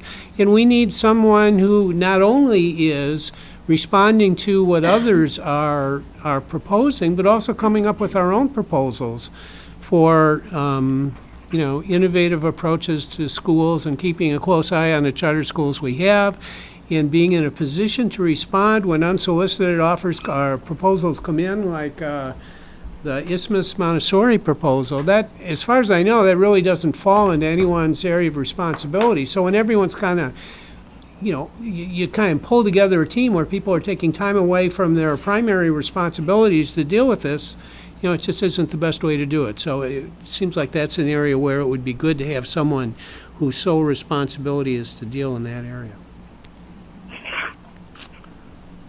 Okay. So now our wish list is up. Yeah. I want to thank the board for this early feedback. I think especially the feedback around, I don't know what the right words are, but being bolder, kind of narrowing to a smaller set of more impactful priority areas. I think that's been our kind of internal first response to sort of the longer list. I think our work in the next month is going to be doing just that. Mm-hmm. I think we are still in a phase as a district where we're building a much stronger foundation so that we can move faster in the future, and there's still some foundational building work that we need to do. And I think there are some levers we can pull that will accelerate us much faster. So I just want to thank you for your feedback. It was extremely helpful. I'm glad we're doing this early on. Thank you. Okay, let's see if we can move through our second and third items a little more quickly. The second one, which is pretty much of an update, I think, is on the employee handbook progress. So I think everyone knows Heidi Tapp, in charge of labor relations for the district. And of course, Deirdre, our head of HR. So you all received a memo from Jen, and as you know, pursuant to the handbook, there's a review process. And under that process, a review committee comprised of district and employee representatives will meet at least annually to review the handbook and look for areas where we think we need some modifications.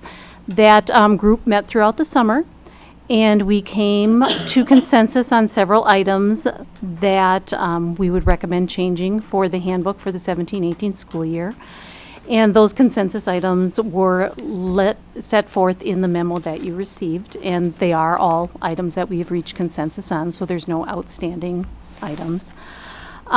They included things regarding some minor modifications regarding substitute teachers and special education, some changes around the calendar, some issues with regard to additional pay, such as extended employment pay and stipends, and some issues around HR, including things like some legal things that we needed to include due to changes in the law, but also around resignation fees or surplus placement. So we hope that you've had a chance to review this information. This is going to be, we're asking that you approve these changes, and that would be at your formal board meeting at the end of the month. But we're here now to answer any questions you may have regarding these recommendations. TJ? And I don't know if Heidi, if you can answer this, or I need Dylan to answer it, but I had something that I wanted the board to consider and discuss, that apparently there is not a clear mechanism by which a board member can put a suggested area on the table. And so I would like to know what the mechanism is and how I can go about doing that. Because apparently the current handbook language only allows the committee and the superintendent to identify areas for revision. And to me, I don't actually agree with that legal interpretation of it, but assuming it's correct, there must be some mechanism by which I can place something on the table. Well, then that would be up to the board to either, the board in approving the handbook agreed to the review and revision process. And so what you're proposing isn't part of that review and revision process, so the board would either have to somehow waive that review and revision process, or as part of the handbook review process, want to amend the review and revision process, Well, I would think. in fact, I was told that since the review and revision process is part of the handbook, it can only come to me for amendment if it has been recommended by the committee or the superintendent. So that's kind of a catch-22. In terms of waivers, you must somehow, I'm asking for, how is that done? Because I'm supposed to vote on this on the 28th. I don't, TJ, can I ask you a question? Yeah, Mike. I mean, yeah, Dean. I saw your email. I didn't quite fully understand what you were asking. I was wondering if what you're suggesting that the board tell the committee that we want the committee to discuss a certain item, or after the committee discusses the items, we can add or subtract things from it? I think initially the latter, but at this point, kind of both. Initially, I was asking for the latter, but if we could direct the committee to make a recommendation in an area from my discussions with Dylan, that would be sufficient for then the board to consider different recommendations. Which is kind of, or perhaps I misunderstood that, and the item itself doesn't seem to be a huge deal, but it might be. What I'm confused about. Go finish. Go. I'm sorry. Yeah, and so, but right now that I'm trying to act within the boundaries that I've been told exist. And so I'm not discussing the item itself, but I want some clarity around process, because I would like the board to consider this, and I don't know how to do it, and I can't believe that the board is precluded from doing it, and I think that the handbook, my personal interpretation is the handbook created a process, but not an exclusive process by which revisions can come forward. It created a process. And that the board retains the ability to bring things to the table, the power which is charged by statutes. I don't see us having given that up by creating a process. Others disagree. I think Dylan was going to provide her take on it. Yeah, so, and I acknowledge, I don't think TJ and I totally agree on this, and I think that's fine. I think, yes, the board has the authority, and this is different than collective bargaining, because the handbook is not bargained, but can be unilaterally imposed. But in deciding how we were going to review and revise, Section 18 of the handbook was created as the vehicle by which the board will go through that process, and that includes vetting through the review committee of all proposals, and then either consensus or superintendent recommendation. And my initial response, my thought is, the board then.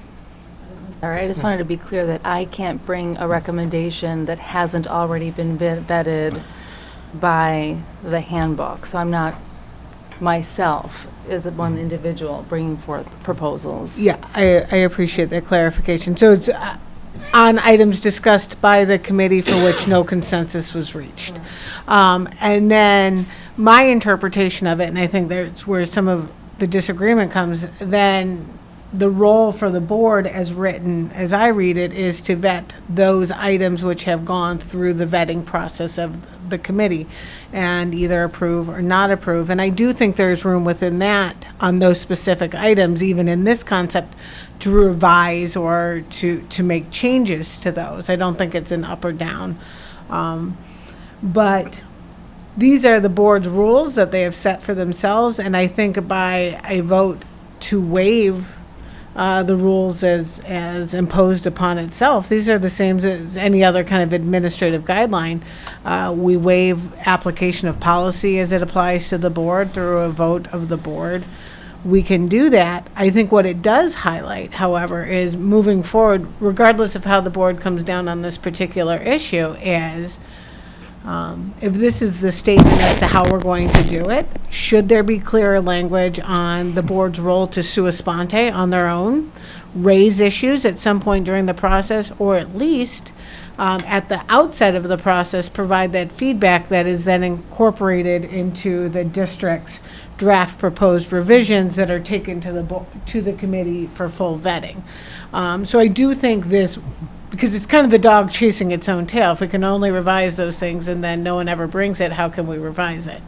And so I get that aspect of it, but I think one way is this is the same as rules or practices or administrative guidelines, and the board can take a vote to waive that, to allow for an addition to the items brought by the review committee, which my understanding is they were all at consensus, to allow board members to sua sponte bring, because I do think the content of the item is outside the scope of that which was discussed by the review committee. I'm not a member of and have not participated in those, but that's my understanding.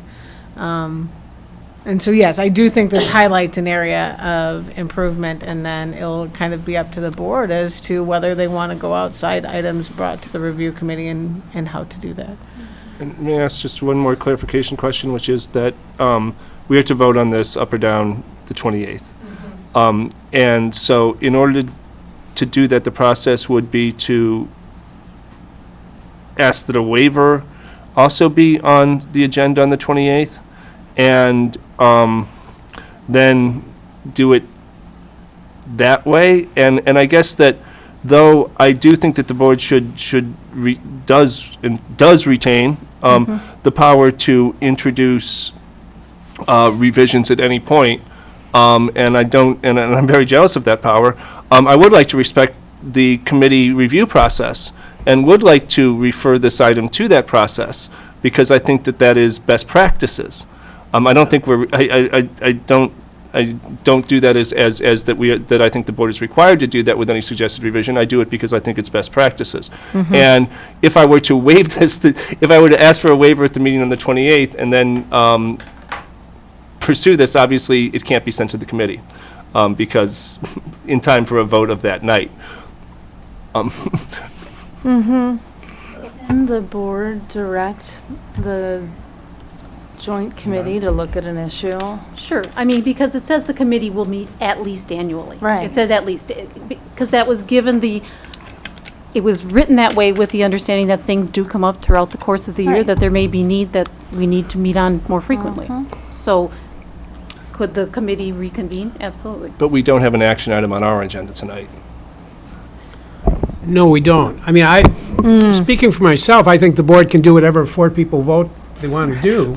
But setting that aside and setting aside the merits of this particular proposal, which I don't really have a view on, I think trying to jump the process at this point, the board intervening and saying, here, we know what you've all worked on, but we're going to come in and say, let's do this, at this point, just seems like a very poor practice. Although, I do think you raised an excellent point, TJ, and I think that at the outset of when this process starts, the board should be involved and say, these are the points that we think should be raised. It's too bad that we have to do that in open session because, back in collective bargaining days, that would be done in closed session and you have a better, you can have a better back and forth and not compromise your bargaining position quite as much. But I guess strategy, well, not bargain, discussions, our interactions. But I guess transparency is good, so we can do it in open session. But, so I think that's what we ought to do when we start the next time. But I'd be very hesitant to kind of second guess what's coming before us at this point. Is it a second guess or is it just? First guess, I guess. And again, I agree with you, there would be bad practice to jump in and vote on it, which is why I think best practice is to refer it to the committee, and which is what I would have done tonight had I had a way to do that.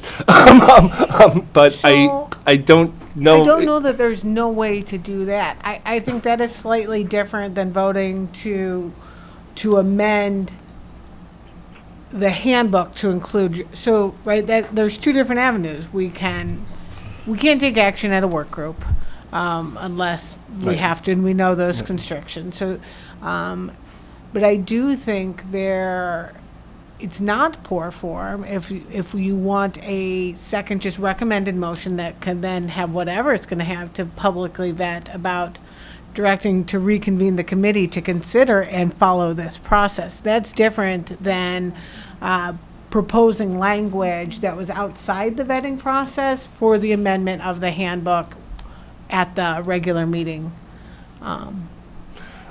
It's clear from the faces I'm not being as articulate All right, well, as then I I will, should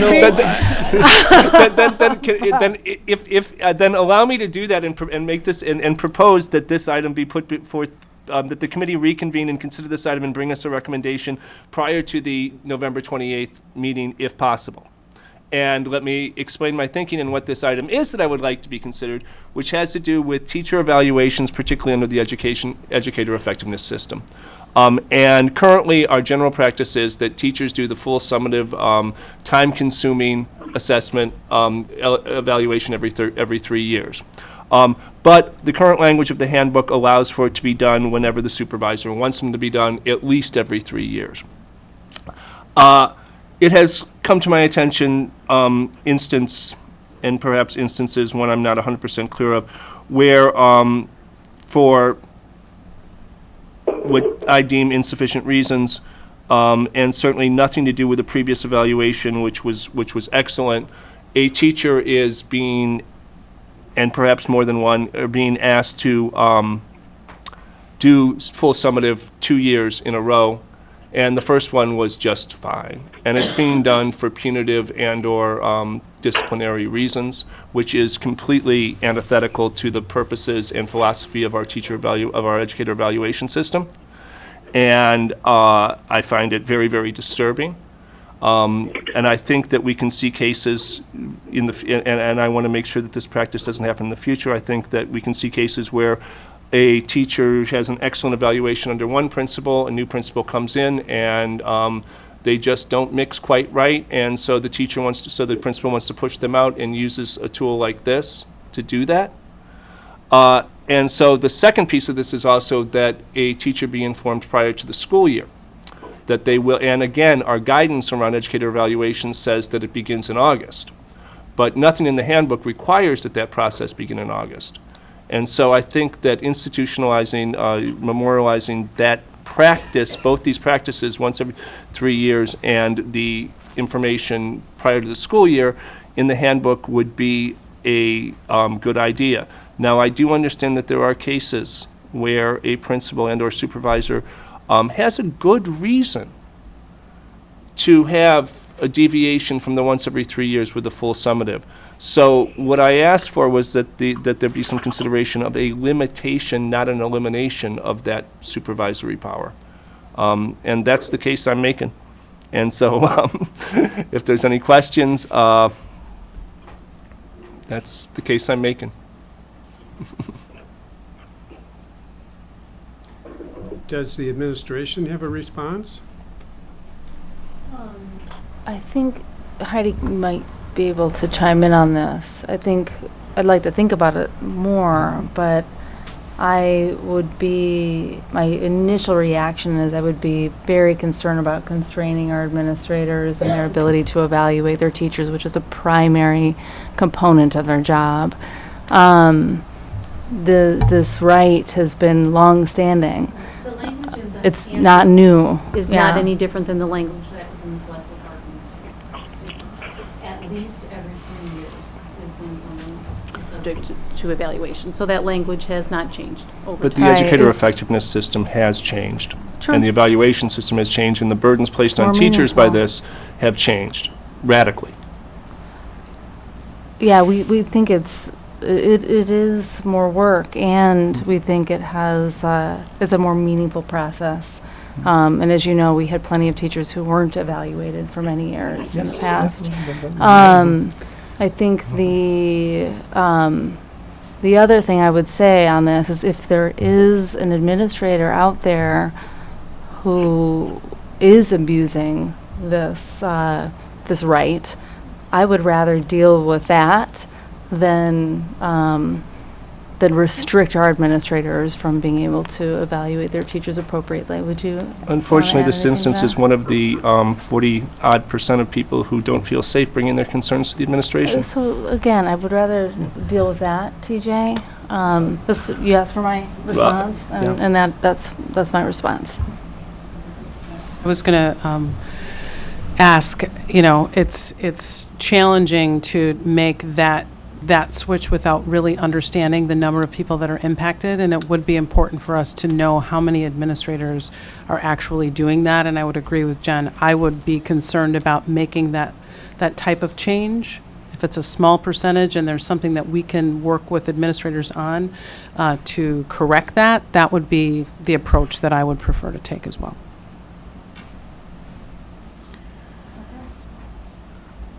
All right, I just had a couple of quick questions. The oversight group, how does that committee get comprised? Who's on that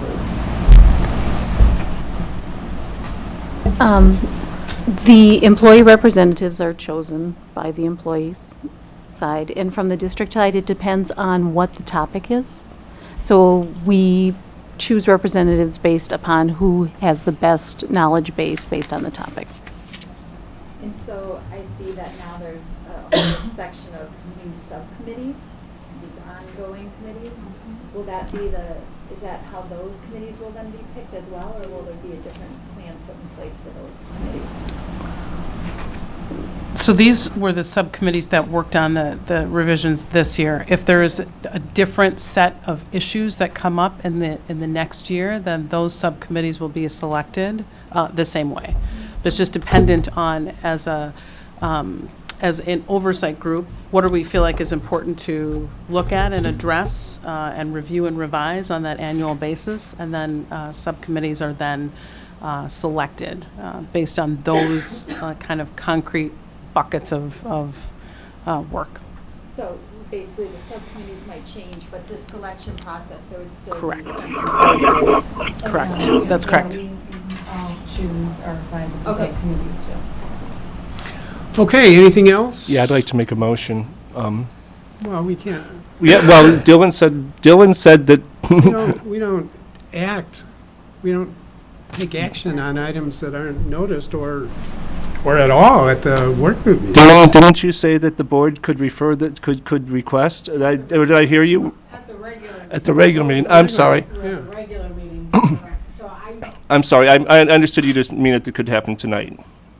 No, I think right at the regular meeting, through this discussion, you can have two motions which are noticed to the public, one to approve the revision and another motion which would direct the district team to propose to the review committee a proposal related to. I misunderstood. I thought you were saying that the latter motion could be made tonight. And my apologies. Furrowed brows, I was not being totally clear, so that's fair. Okay. Okay? I just had a question, and it's to the process of this situation. Is there something we should look at as a board to kind of see the process, whether it's an individual board member, just to kind of oversee what's going on and maybe bring some of our concerns prior to an open meeting? Is there any issues to that? Should that be something that we should consider? So I think what this has highlighted is just practice questions regarding how the feedback cycle works, because I think there is some ambiguity within this of when the board's role comes with respect to specific feedback. I think if an individual board member has feedback, that's one thing, but we would want to be careful with open meetings laws about vetting outside a public meeting across multiple board members, what that feedback is. And I think to Ed's point, this is a landscape that is different than collective bargaining. And, collective bargaining, when it was a contract that was being bargained, those were closed meetings because it was a bargain practice. So the best example is salary, right? If we would said our top is 1%, but let's start at 0.25%. If you say our top is 1%, there's no point starting at 0.25%, right? Because that was bargained back and forth. But because technically there is now unilateral authority, just those discussions about things we'd like to see change need to be open if they are in fact a discussion versus a one-way feedback from a single board member to the administration. And I appreciate that. My concern is just the time from a work group to the end of the month, the consideration. Right. This is less and than all ideal. aspects. Correct. I think this is actually something we will learn for in the future. It wouldn't be coming November 3rd. What's today? I made up today's date. Whatever today's date is until the 28th. It would actually come in January through a work group meeting for work for the following November. So, yeah, I don't think now is the time for a laundry list of 6 other items that should have been explored. Correct, and I think that's where a board member kind of overseeing that would help expedite the actual meeting, but I can appreciate where it could be a hindrance of the open availability of meetings. Okay, thank you. All right. On to our final agenda item, which is Board of Education Ethics Policy. Is that what we're calling it? Is anyone else having trouble with board docs? Yes. Is it going well? I can't get in. Get back in? I can get back in, but I can't load the documents. The documents are loading slowly. And you guys will always find a way to just cut me short, huh? You make up issues with Which board ones do people docs. need? I think I've got them all downloaded. I can send them to your email. Hard copies on the table. And I can send them to your emails. I've got them all downloaded. Who wants a hard copy? Let's see what we got. I'm taking the hint. Yeah,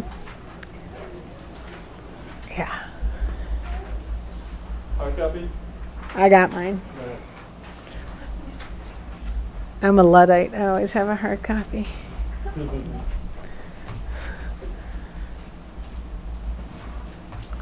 So, under our policy on policies, we try to do our annual review, and we've been successful to some extent and not so successful in others.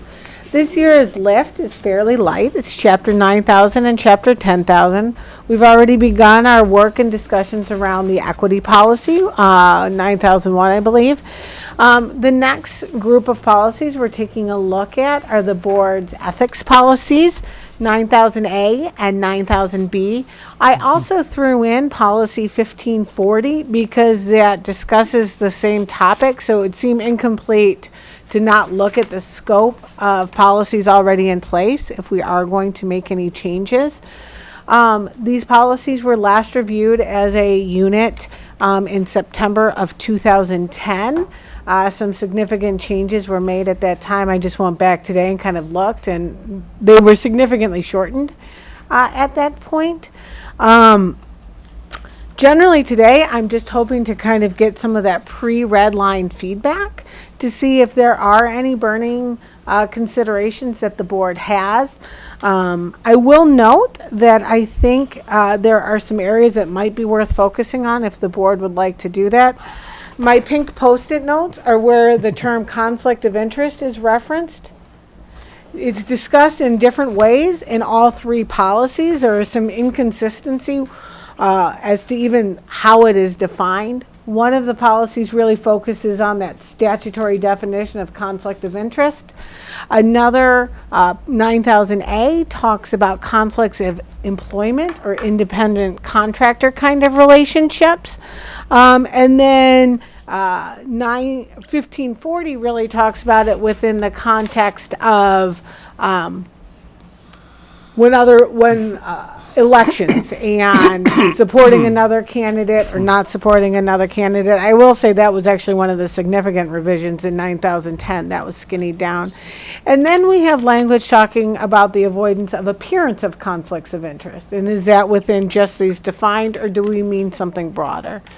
The other area which we may wish to discuss is we have a number of references, especially in 1540, on what it means to speak as a board, or what it means to be responsive to our constituents, or your constituents. I don't have any, you're it. But social media has significantly evolved, and I don't know if at that time we really thought about kind of the technological ways that we're speaking to each other, speaking to constituents, and whether there are perceptions about individual speech versus board speech. So that may be another area worth exploring. Finally, I don't know if we need three policies that have substantially similar titles. And so it may be worth thinking about if there is room to consolidate. In 2010, you did keep all three. But I'm having a hard time finding minutes that represent why we kept three. It doesn't look that consolidation was really discussed, but more the individual merits of each policy. So really, I'm just here today to see if there is any initial feedback, any areas that you would like me to focus on before I develop a red line for specific feedback. I can give you a little history. I was actually among one of the members of the subcommittee that worked on this 1540, and I think the other ones were thought to be just kind of repeating what was in the law. Or they had been much more extensive before, and the decision was just set forth what the statutes provide, although that didn't seem to make much sense to me anyway, but this is what the decision of the board was at that time. And then the 1540 was the one where more discussion ensued. And as in any case where you're developing a policy like this, the specifics are responsive to what the issues were on the board at the time. So, you know, there's kind of stories behind each of these, what we're addressing. But, you know, it is what it is at the moment. So, does anyone have any initial thoughts? Anna? My thoughts are, I agree that I also feel like there's too many documents going. I mean, I think if we could consolidate it into one document. I agree, the conflict of interest, it's brought up in different ways, and so coming around to really make sure that we are specific around that. And I think one of the documents, it does have the perception of a conflict of interest, I think, and a little perception to me, that puts you in a very different place, because here's the thing, everybody has a different perspective. So when you set yourself up saying we're not even going to have the perception, that's very different difficult to control because people might have a totally different perception than you do. So that's, to me. That's 9000B point Okay. two. Yep, Yeah. just shall avoid conflicts and shall attempt to avoid the appearance of a conflict of interest. Yes. So that's just my thought. I understand where it's coming from. I would just be careful with that because things may appear differently to different people. And that might be too high of a standard to make everyone live up to. I have some comments. I think that, I agree with Anna that I think it should all be consolidated into one policy. And I don't think that we need to have policies that simply mimic what's in the state statutes. You had raised social media, and I think a risk of use of social media is inadvertent violations of the open meetings law.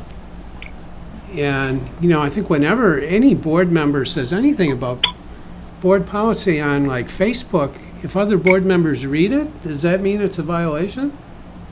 I don't know. But that would be something to address. I think that number 15 in the policy 1540 can be eliminated. I don't see, this talks about board members not being able to endorse other board, candidates for school board, and of course we have the right to do that if that's what we choose to do. And we can also accept campaign donations that are legal from whoever we want to, and they're going to be properly disclosed, and people can make their own conclusions about what that means. But I just think that's unconstitutional, actually. Yeah. And then finally, I think we do have to address conflicts of interest in a more direct way. I know, my law firm would never represent anyone suing the school district, or could represent the school district. Not only me, but anyone associated with my firm. And I think that, and I know there's a difference of opinions about that, but I don't think that board members should have, in a non-board capacity, any dealings with the school district. Except as a parent. Sure. Right. Not any, professional dealings, or even, however you define that. And that brings me to kind of perceived. I mean, I'm a parent, I'm a coach, I have other entities where I kind of cross into the schools. And I think we should give examples, because, I would love to see board members out there coaching, board members out there tutoring, which often you guys do, and get ladies, yeah. But Well, yeah, as a parent, you can do what you can do. Wasn't the law just changed about having a board member be a coach? I seem to remember some reference to that, but Yeah. so Well, and just to highlight, we do have in 9000A, which applies to board members and staff, and then 9000B only applies to board members. There is a whole section on conflicts of interest, and it really talks about incompatibility of employment and contractor relationships. But Right. but it's not clear.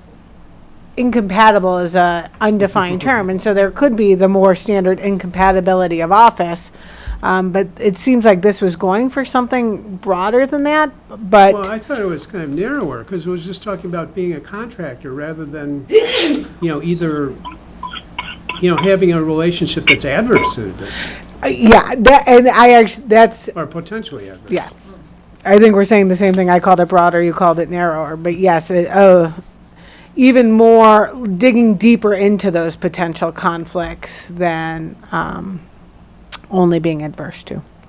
And so that was one area that I was going to just highlight for discussion.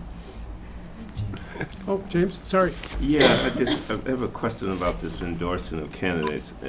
Now, are we talking about candidates that Board of Education candidates? Because this is something we've gone over several times, and there's a reason why board members don't endorse other Board of Education candidates, because of the issues it causes down the road when your candidate don't win. So it causes a real problem. So is that what we're talking about here when we're talking about endorsing another candidate? Yeah, Board of Education candidates. Yeah, well, I would definitely be against changing that one. I think that we need to stay away from endorsing other boards. I think we really need to stay out of it. I think that when you support a candidate and that candidate don't win and the other candidate you were working against, basically, because I've heard from board members how they cause problems in relationships down the road. And so, from my knowledge, in my years been around, most board members have always stayed out of it. And I really think that's the place to be. I think we need to stay out of it. I think you can as a matter of discretion, but I don't think you can have a policy telling board members they can't do it. We have the right to do it if we choose to exercise that right. Now, we may decide it's a bad thing to do, but I can't tell TJ you can't endorse someone. I know that was an area of significant change in 2010, so I'll at least go back and look at it. I have a similar problem with everything in 1540, to be honest. It's all shell, and it's telling people how to be good board members, but we're board members as we choose to be board members, and if the voters don't return us, then that is kind of the judgment. And I don't think that other board members should be policing how prepared other board members are for meetings. I don't think that they should be policing their political speech. And there, in fact, is no enforcement mechanism here, because there can't be. So I would, A, support consolidating, period. B, I would, just maybe there's something in there that could be saved, but the should, not shall and must language says to me that this is that we're giving advice to each other, and that's all well and good, and future board members, but it doesn't belong in policy. So that's and then I guess while I have the third area would be, I think that if you look at the ethics policies of other local elected officials, there are very kind of specific things about, if you go to a conference, what kind of meal can you accept? What kind of honoraria can you and can you not accept? And that level of detail. And there are also that maybe we want to explore. And there are also ethics things with reportings of lobbying expenses by lobbyists, people who are trying to sell things to the district. And those lobbying expenses cover not only alders and county board members, but also city and county staff. And I think that, as I said to Dylan, these are logistical messes you get into. And it's be a lot of work to put that in place, but I think we should at least consider it. There are stories which I believe in my heart to be false about how certain decisions in the last, no current employees involved, decisions had been made in this district and what influenced those decisions. And with transparency, the falsity of those stories becomes obvious. Instead, they're rumors that persist. And I said, not talking about current staff members. So I think that we should consider and Dylan, if you come back and tell us, that's just way too much, I will take that. But I think that some kind of work in that direction, just an exploratory, whether we want to go there, would be appreciated. Yeah, Michael? Personally, I think I think we should follow a broader perspective or a broader policy of essentially the ethical golden rules versus falling back to specifics that might have become issues to prior board members. But I think if we practice ethically board membership, I think we're in good steps. I think once you start falling into specifics, I think people can read it one way or a different way, where where there will be that perception. I don't know. I have to formulate, but that's kind of where I'm in the realm. You know, I mean, for example, endorsing somebody on the board. You know, whether you're a board member or not, it's not unethical to endorse somebody. You know, you may have to work with the person that you did not endorse. You know, but then we're adults. We're supposed to get past any animosity and work for the benefit of our students. The ethic is the correct logic in that is the focus of doing the benefit for our students. So then as adults, you know, if we follow an ethical rule, you know, and I think if we represent that as a policy, in a general sense, then those are values we can follow versus specifics that might hinder certain attributes that make us good board members. You know, TJ's political follow-up with Madison, Ed's you know, legal backgrounds. You know, Anna's involvement in different roles with our special needs students, you know, and so on. Anna, James, Dean, you know, and myself. So I don't know. Hopefully, I'm somewhat clear. Ed, when you're ready, I'd like Yep. to wait. Dean? Okay, yeah. Well, this thing is more like a feel-good document than anything else. The first sentence the last few words says that we should do this, and Dylan is sitting right there. Should doesn't mean much legally, and then you go all the way down to the bottom, and the last sentence says that we shall. This is the thing that we have to do, because shall is the word in there.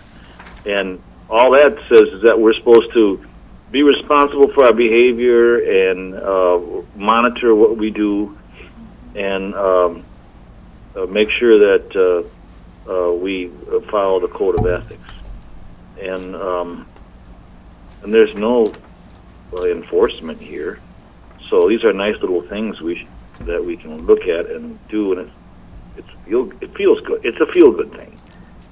So I think we should state something in here, maybe not a laundry list of things, but just a statement saying that we're going to operate with the best interests of our students and the school district in mind, and that we won't have any conflict of interest, that monetarily improves a board member. No decision will be made to a monetary, things like that, but this is a laundry list of things that, frankly, a lot of them have been violated. And I know that a lot of these have been violated in the past, so there's no consequence to violating any of these. So that's my statement. Anna?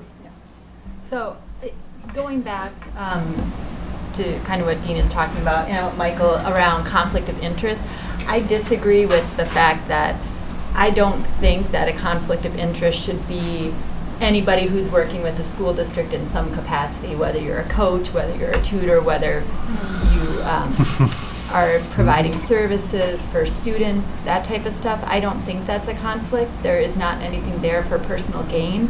And I think it's really to the detriment, because then you're excluding people who are directly involved in our students' lives from participating in an elected capacity. I mean, already it's difficult, for educators to participate because of stuff around employee benefits and compensation, that type of stuff. But then if we're going to go out and say, you can't work in the schools at all, and if you do, that's a conflict of interest, I think that's way too broad.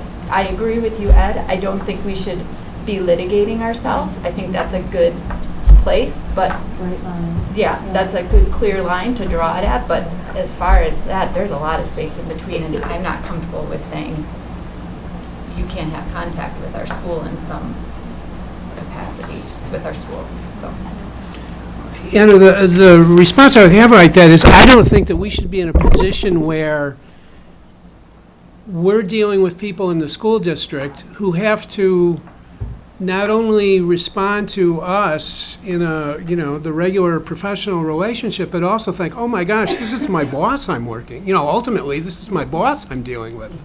Because it puts the school district person in a terrible spot.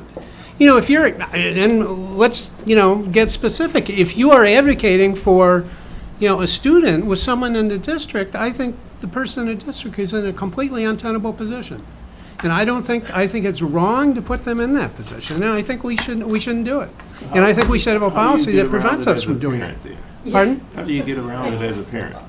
Oh, I'm not talking about being a parent, you're fine. Well, I mean, but you advocate, you're in the schools doing all kinds of things as a parent. And in fact, because I'm a parent. Whatever you do as a parent is fine. Well, but it seems as though I mean, then we talk out both sides of the mouth the same, because what I find myself having to do is, because I'm on the board, when I come in as a parent, sort of restrict myself, because I can't get away from that. And so, I've been in a parent-teacher conference where in the next room there was a union person, because I think for whatever reason, and so there's no way of getting away from it when you're a parent and you're on the board. It just can't work. I agree. I'm not talking about a parent relationship.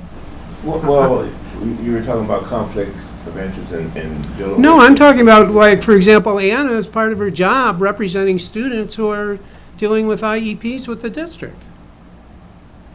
No, I'm not representing students. That's a misrepresentation. Okay, well, Actually, sorry. That's not what I do for my job. And My just job is to work with families, students, and schools.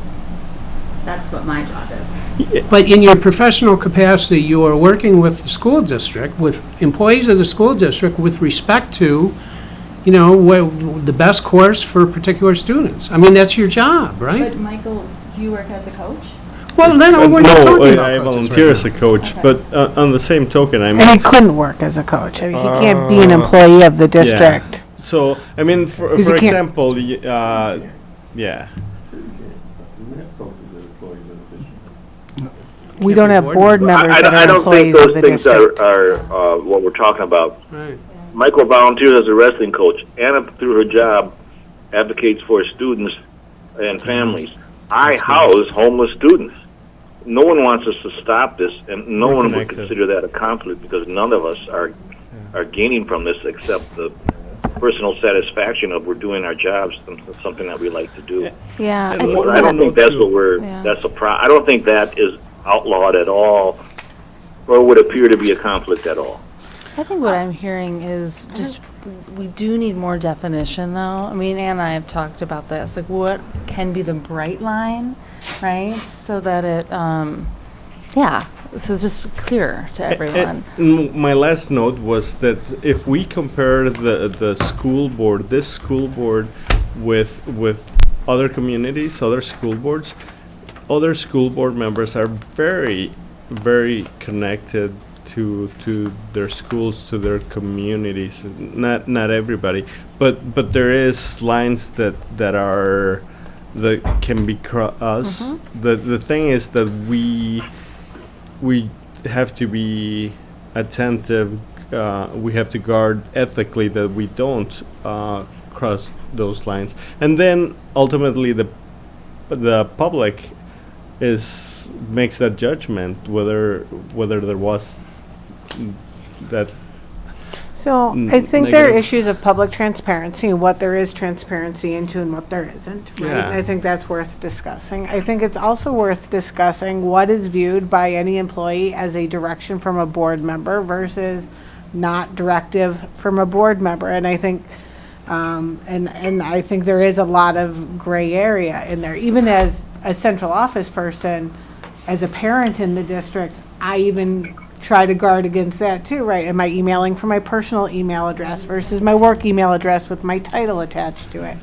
And so I think that's where there's the room for the discussion. I think there are some bright line rules about receiving compensation from the district or taking a position adverse to the district's interest. I think that's inherently incompatible with the oath to act on behalf of the district, in an employment capacity, not in a parent capacity.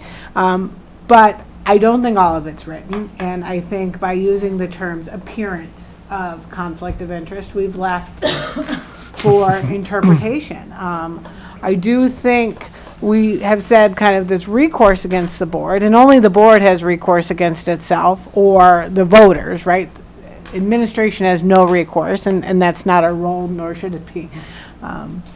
And so, but I think without those mutual agreements, there's no vehicle by which board would ever take action against one of its own members. How can you censure somebody for something that has no clarity and no clear expectation?